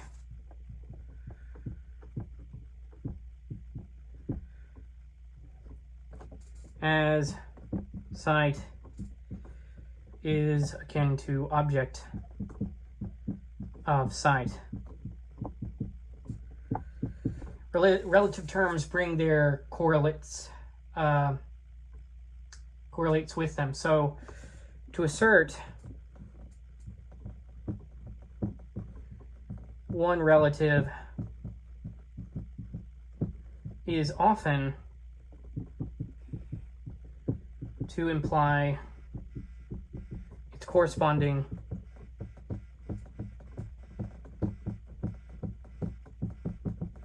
relative.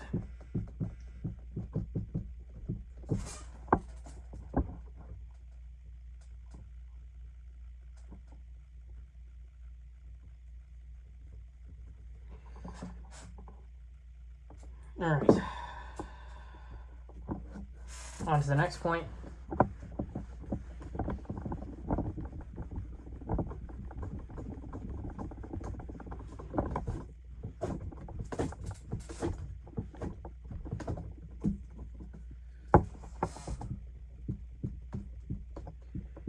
Coordinates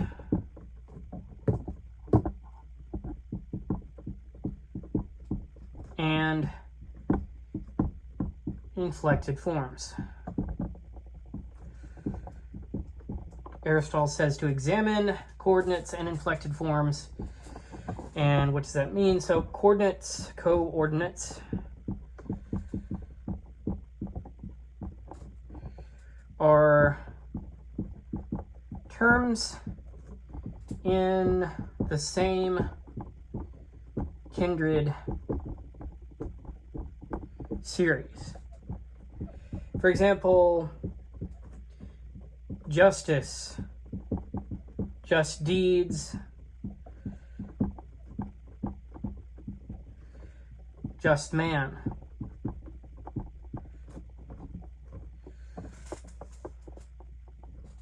Now, inflected forms include adverbial or related expressions.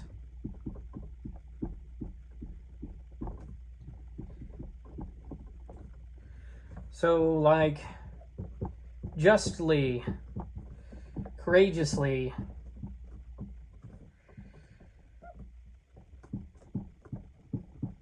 healthily. A predicate often travels through a family of related terms if one member of a term family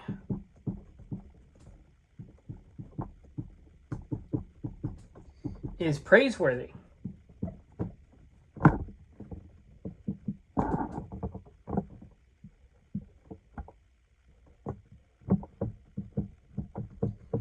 Others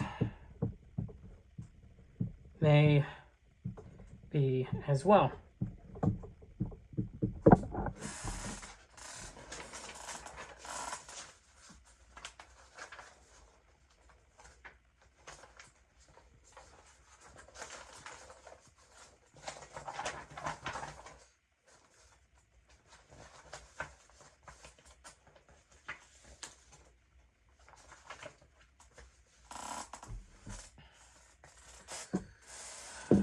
All right, on to the next point.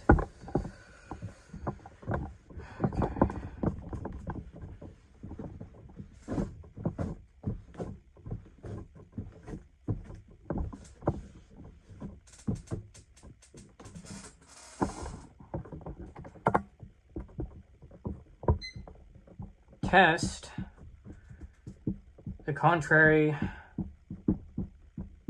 coordinates.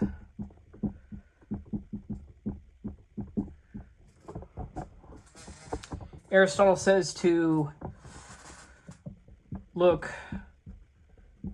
not only at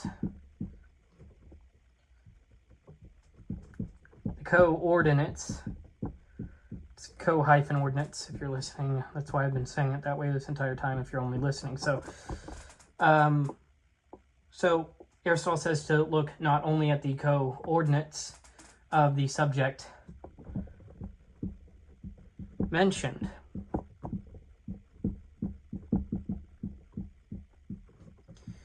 but also at the coordinates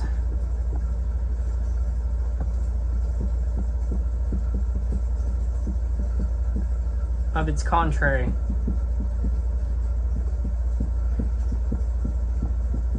For example, if justice is knowledge,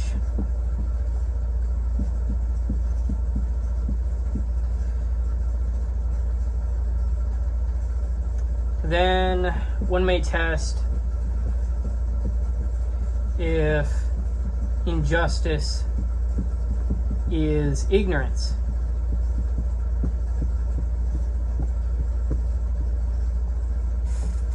If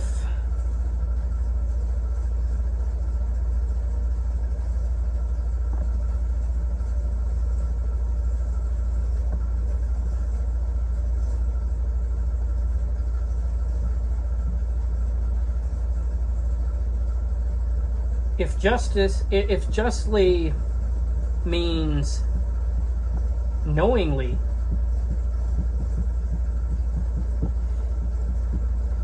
then test if unjustly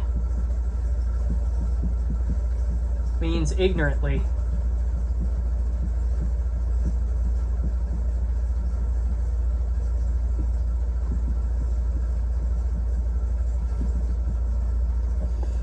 A proposed relation among terms should survive comparison with contrary term family. Term families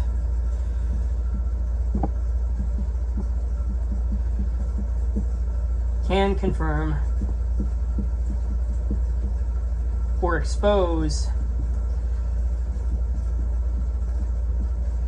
a predication.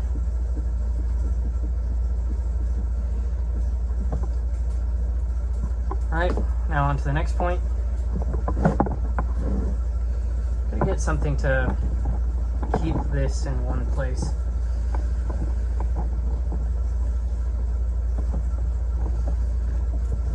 I'm a bit nervous of that because then I won't be able to ever move it, and that's a problem. Okay.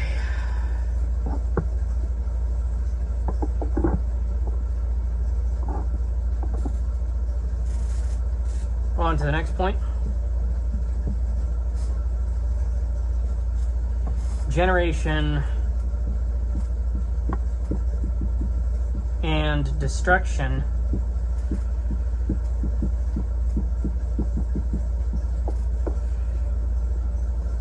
Aristotle advises looking at how something comes to be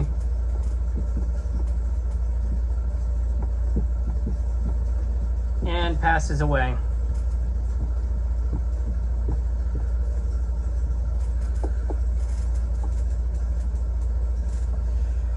For generation,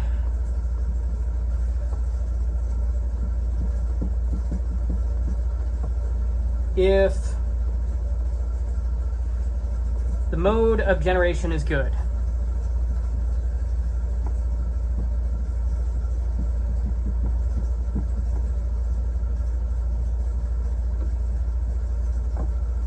then the thing generated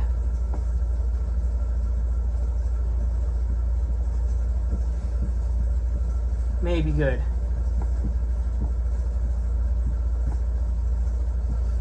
Likewise, if thing generated is evil,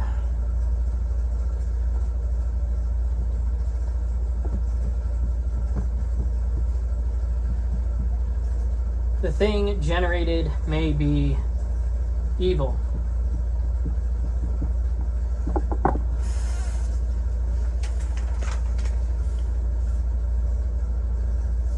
Now, in destruction, the relation is reversed, right? So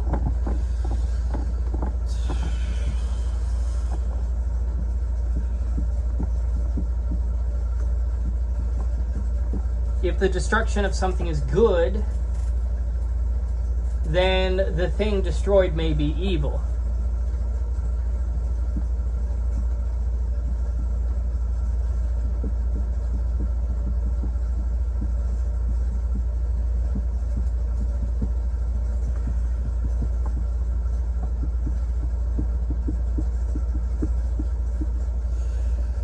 If the destruction of something is evil, then the thing destroyed may be good.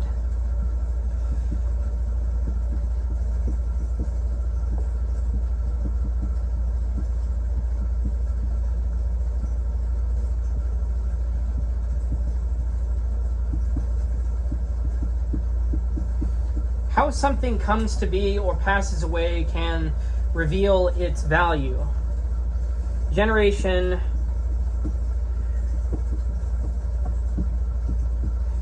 and destruction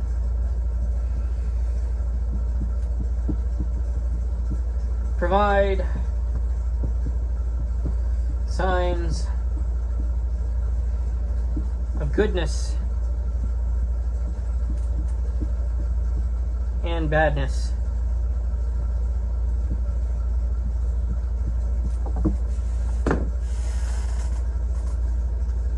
All right, now on to the next point.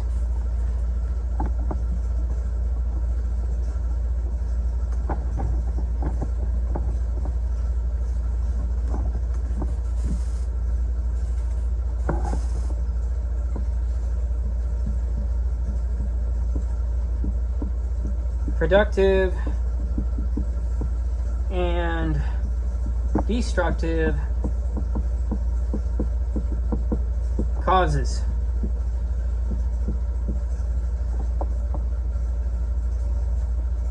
Same reasoning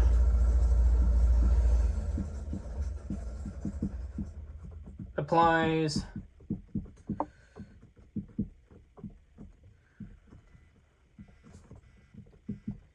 to causes that produce or destroy.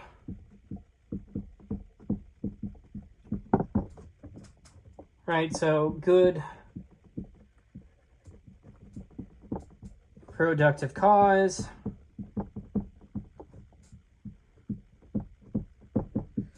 implies good product.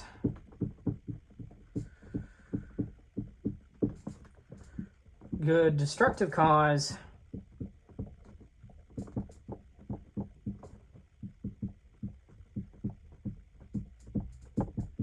implies bad thing destroyed.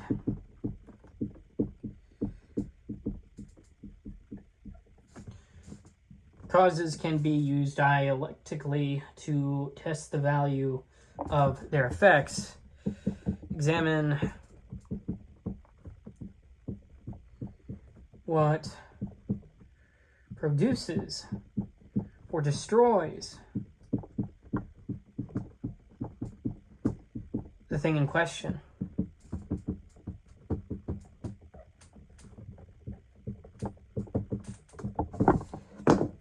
On to the next point.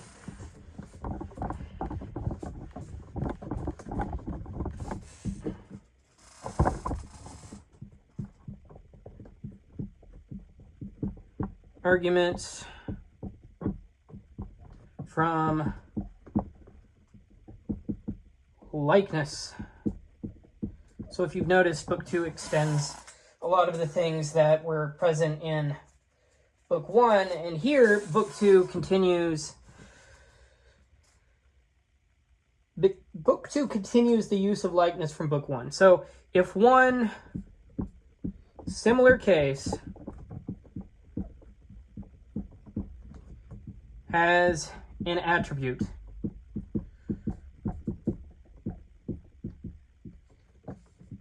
then the other may as well.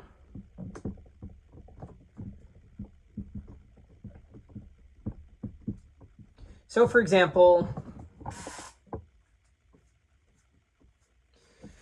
if one branch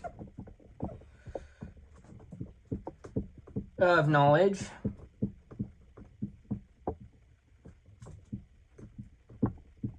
has more than one object,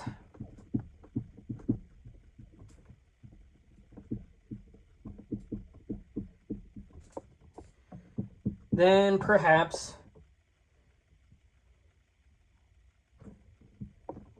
opinion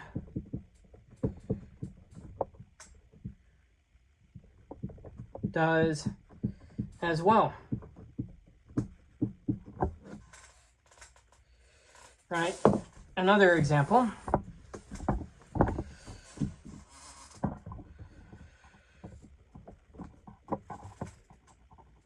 If possessing sight is seeing,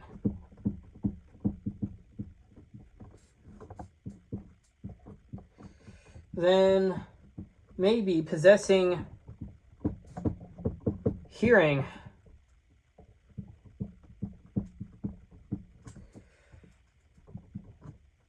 is hearing.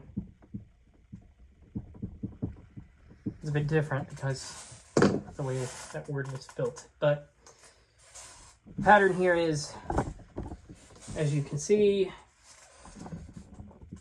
as A is to B, so C may be to D.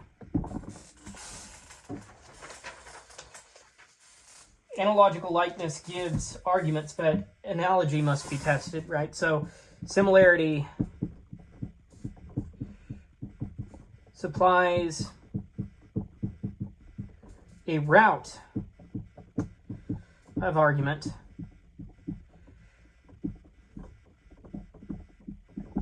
not an automatic proof. On to the next point.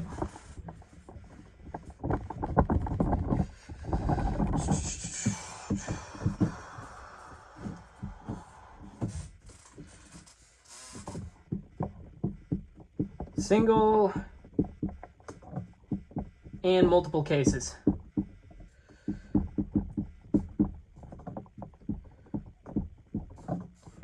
Aristotle warns that single and multiple cases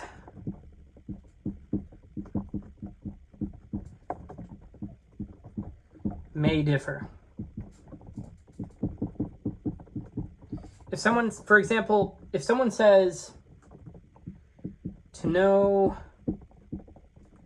a thing is to think it, think of it.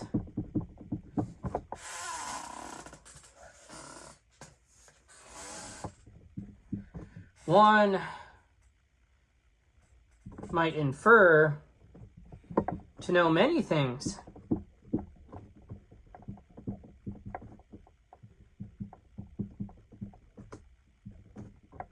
Is to think of many things.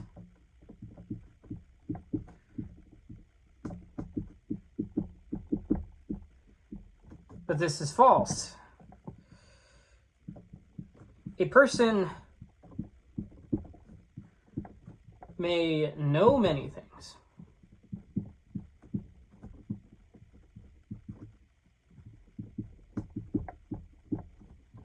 without actively thinking of all of them.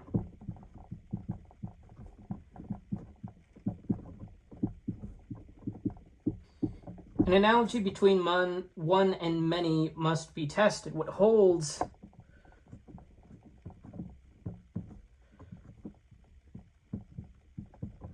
for one case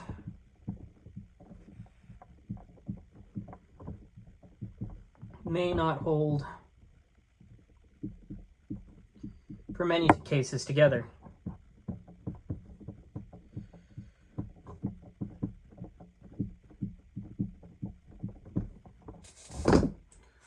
On to the next point.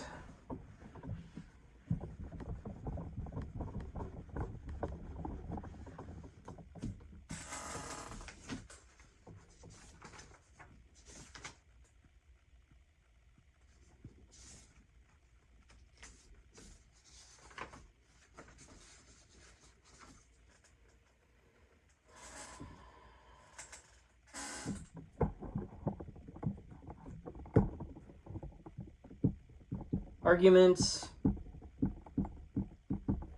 from greater and less.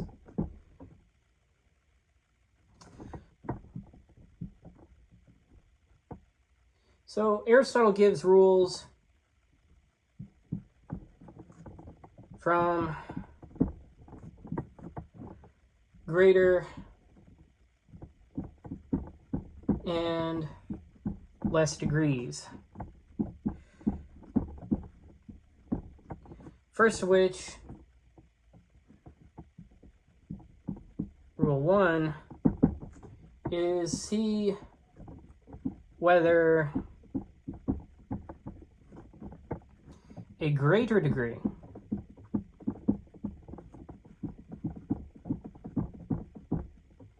of the predicate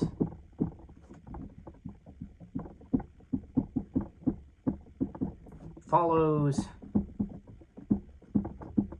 a greater degree of the subject.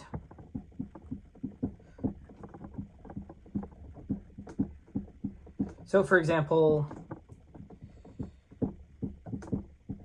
greater is the case that greater pleasure is in line with greater good. Is it the case that greater wrong is in line with greater evil?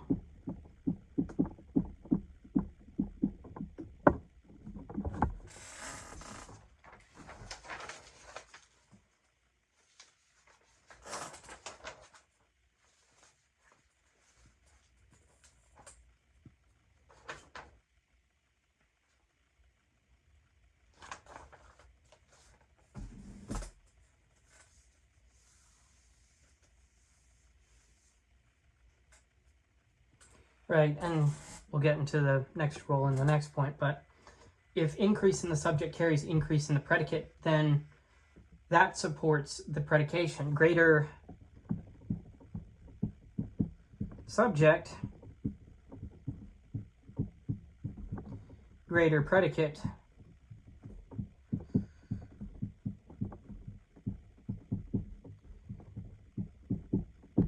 This supports belonging.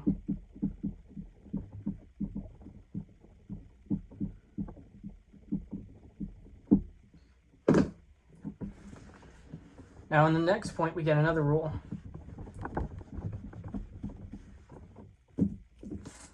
So,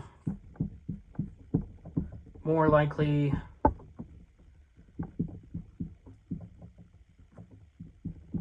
and less likely cases.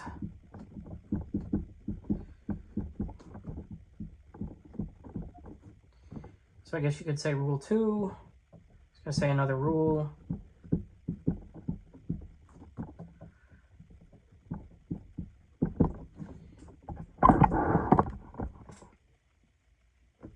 If a predicate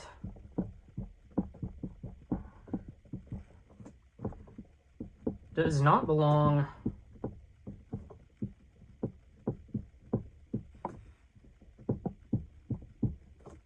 where it's more likely to belong,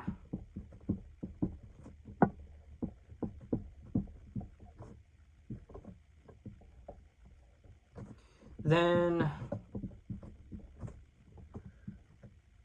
it does not belong where it is less likely.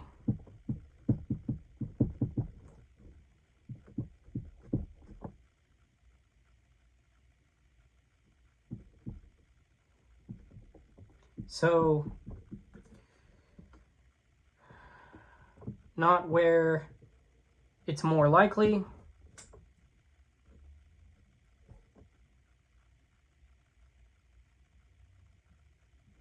not where it is less likely. Implies not where it is less likely.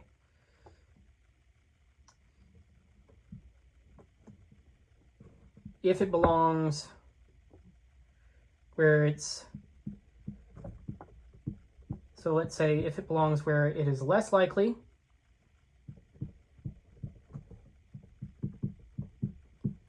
then it belongs where it's most likely.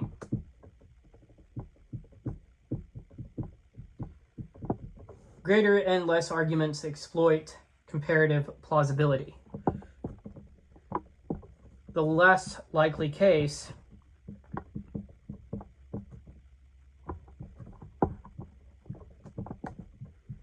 can prove the more likely case.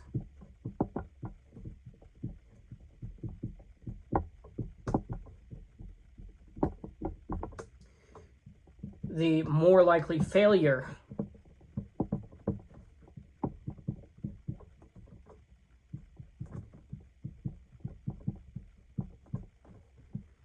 can refute the less likely.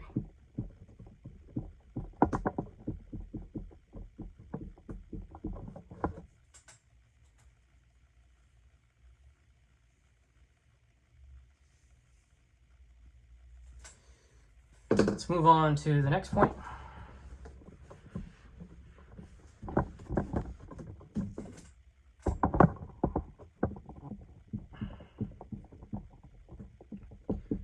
Like degrees.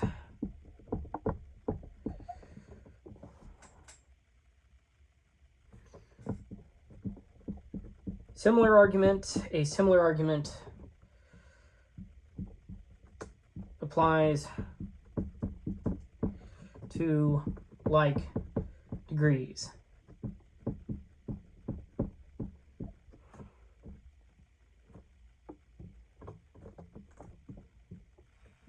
If a predicate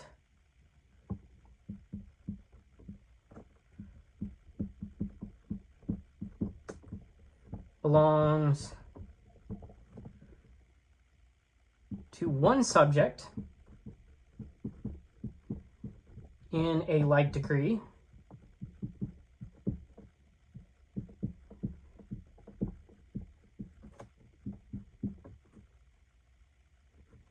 then it may belong to the other subject as well.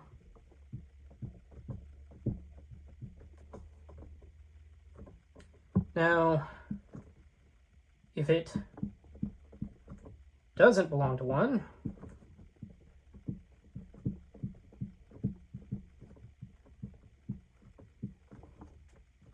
then it may fail to belong to the other as well.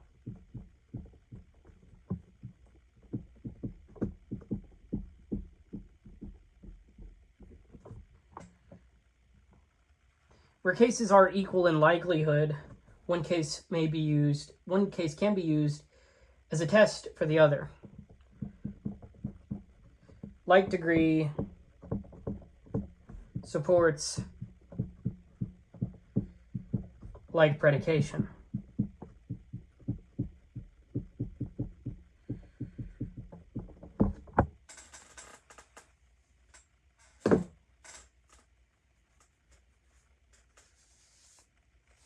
On to the next point.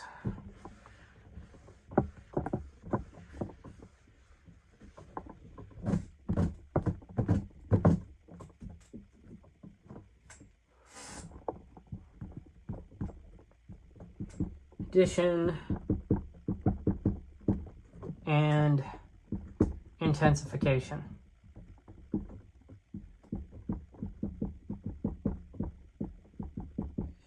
Aristotle says that we may argue from addition of one thing to another,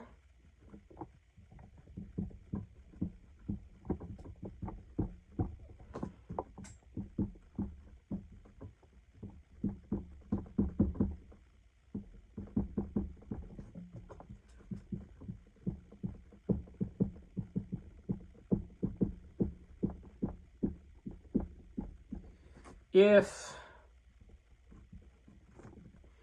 adding something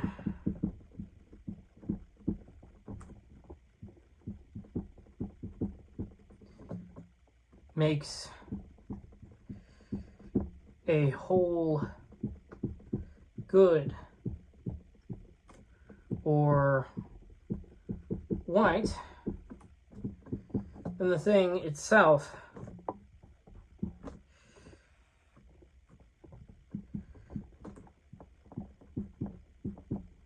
the added thing may be good or white.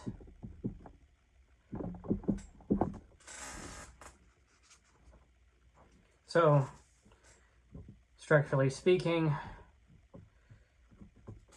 so you have x plus y makes a good whole of a thing, then therefore y may be good.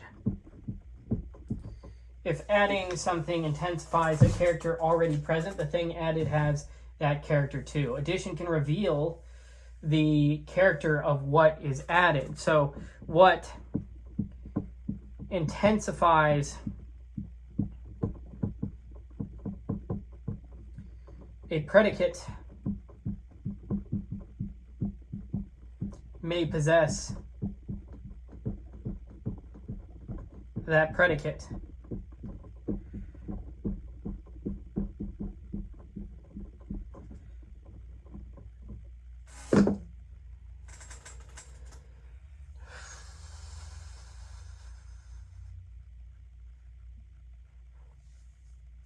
On to the next point.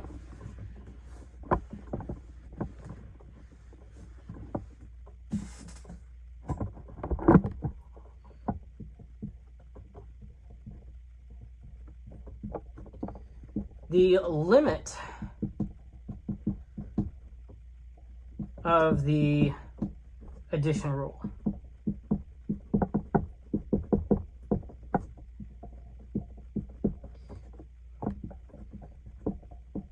The addition rule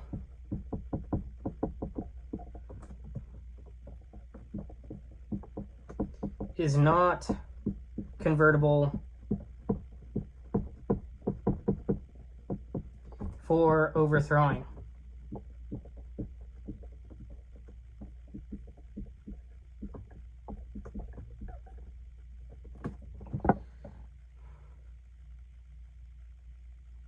If adding a good thing to an evil thing does not make the whole good, it does not follow that the added thing is good. All right, so good plus evil does not imply a good whole. Now, likewise, white plus black does not imply that the whole thing is white. Failure to transform a whole does not disprove the character of the added part. A good part may fail to make a bad whole good.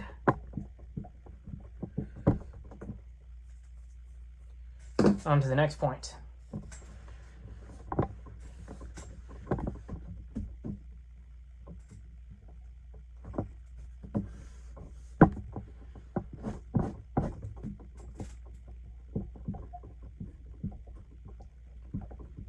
Greater and lesser imply absolute predication.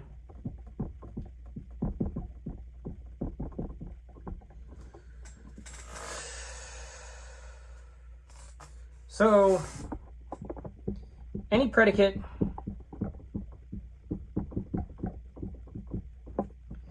of which we can speak in greater and less degrees belongs absolutely. So, for example, suppose, well, if something is more white, well, then it is white. If something is more good,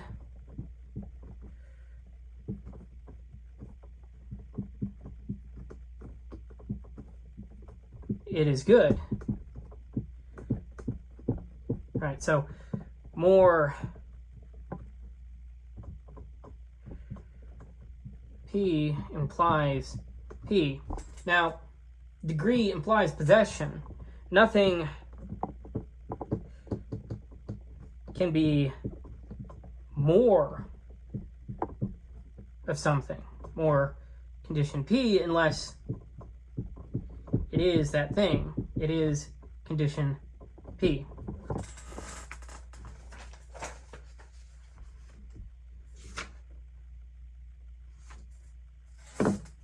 On to the next point.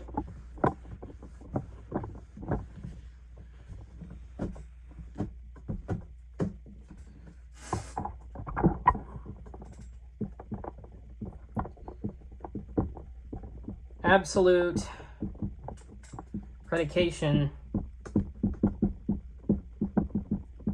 does not always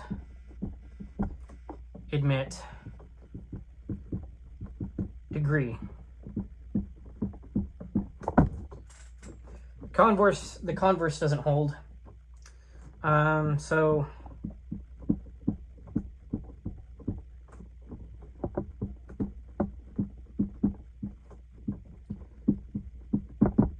some predicates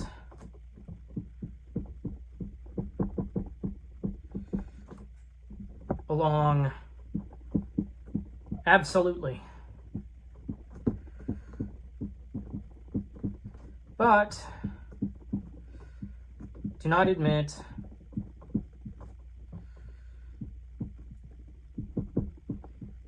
greater and less. For example, man.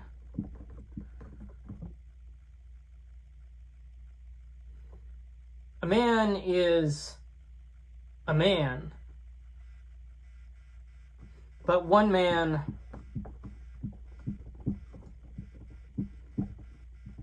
is not more than man than another in the relevant sense. So yes, a man is man, but one man is not more than another in the relevant sense.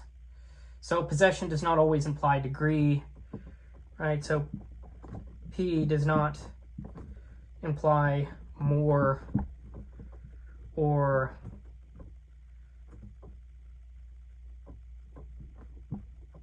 less P. Right, so let's move on to the next point.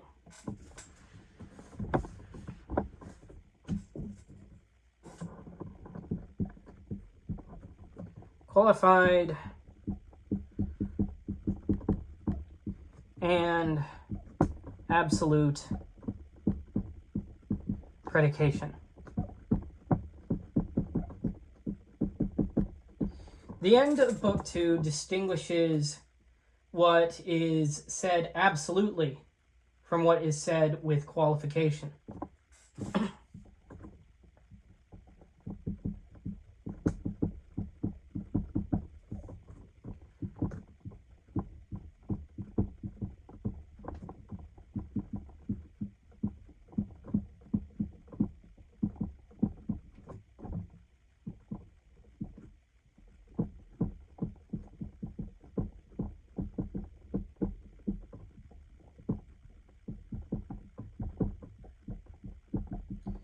Something may be true.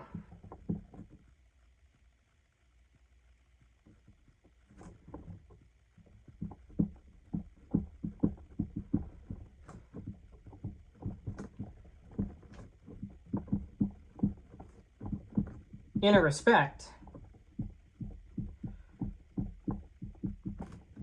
at a time, in a place, under a condition,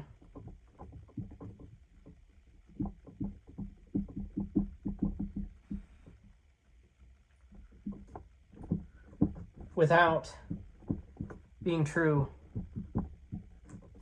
absolutely.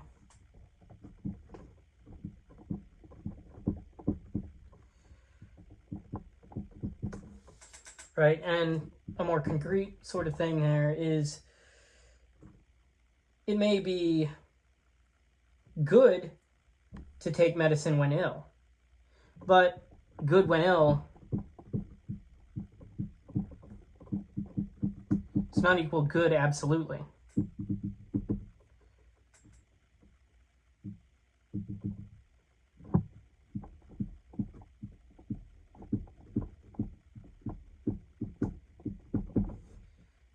It may be honorable among the Tribali to sacrifice one's father.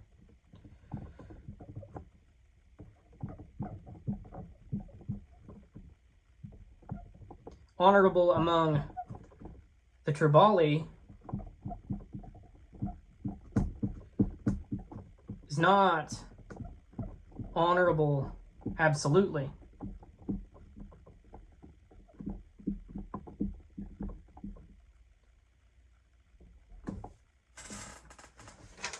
Do not confuse qualified truth with absolute truth, right? So, qualified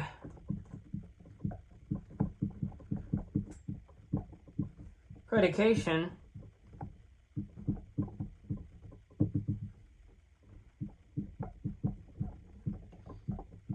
must not be treated as absolute predication.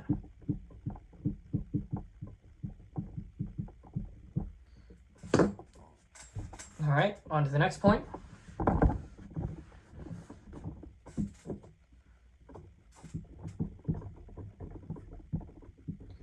What is said absolutely?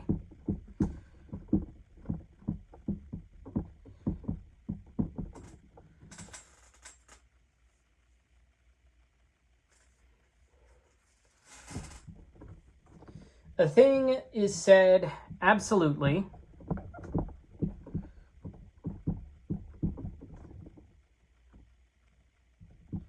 when one is prepared to say it without any qualification. For example, one may say without addition, to honor the gods is honorable.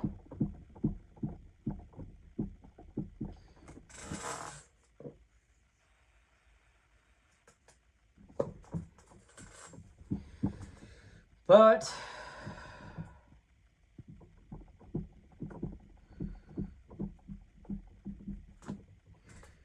one may not say without addition, to sacrifice one's father is honorable. Without addition, of course.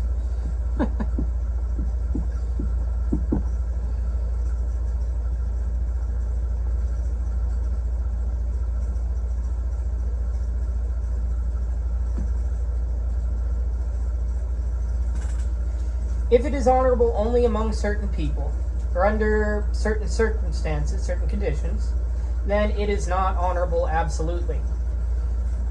Absolute predication is predication without addition. What is true? Absolutely. Needs no qualifying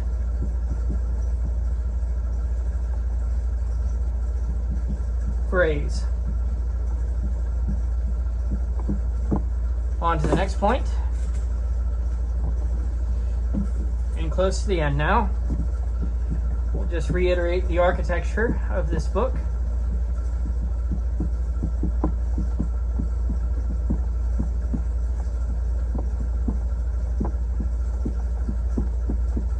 So, Book 2 moves through a series of practical rules.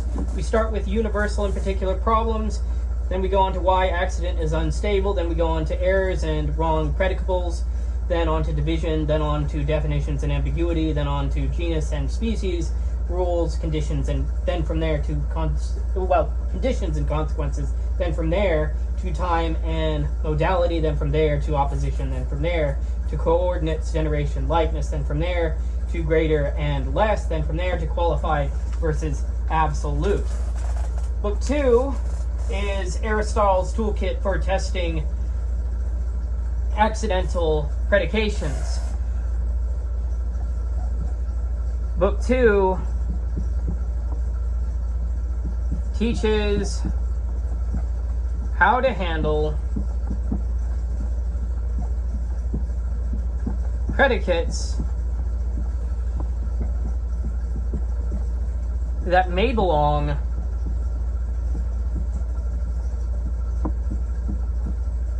only conditionally.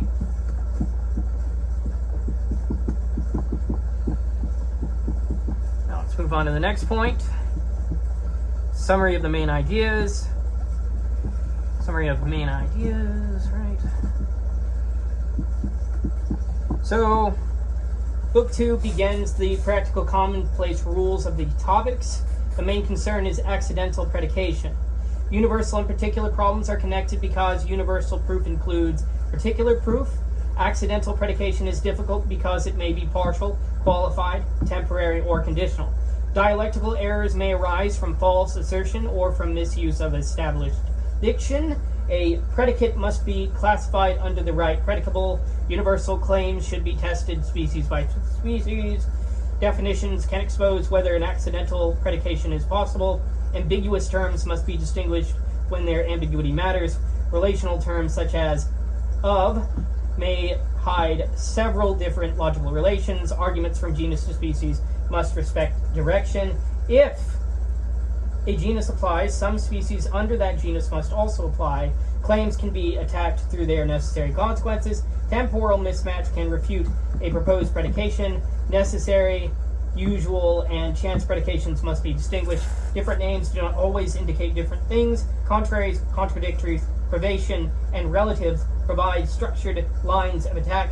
Coordinates and inflected forms help test related predications. Generation, destruction, and causes can reveal value. Likeness provides arguments by analogy, but analogy must be tested.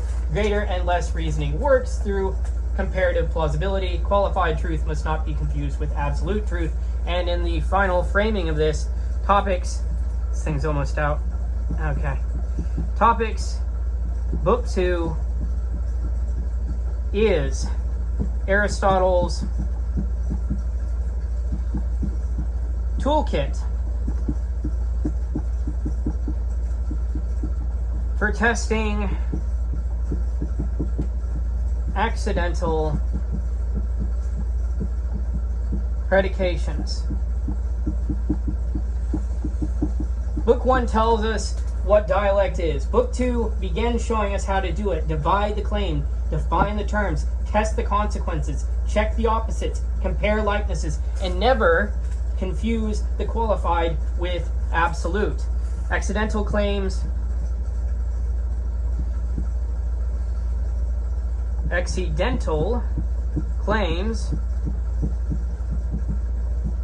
are tested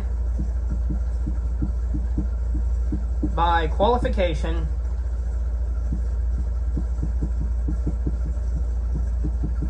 division, opposites, well, opposition, and consequence. And we have reached the end of this lecture for Book 2 of Topics. That is it for now. See you in the next one.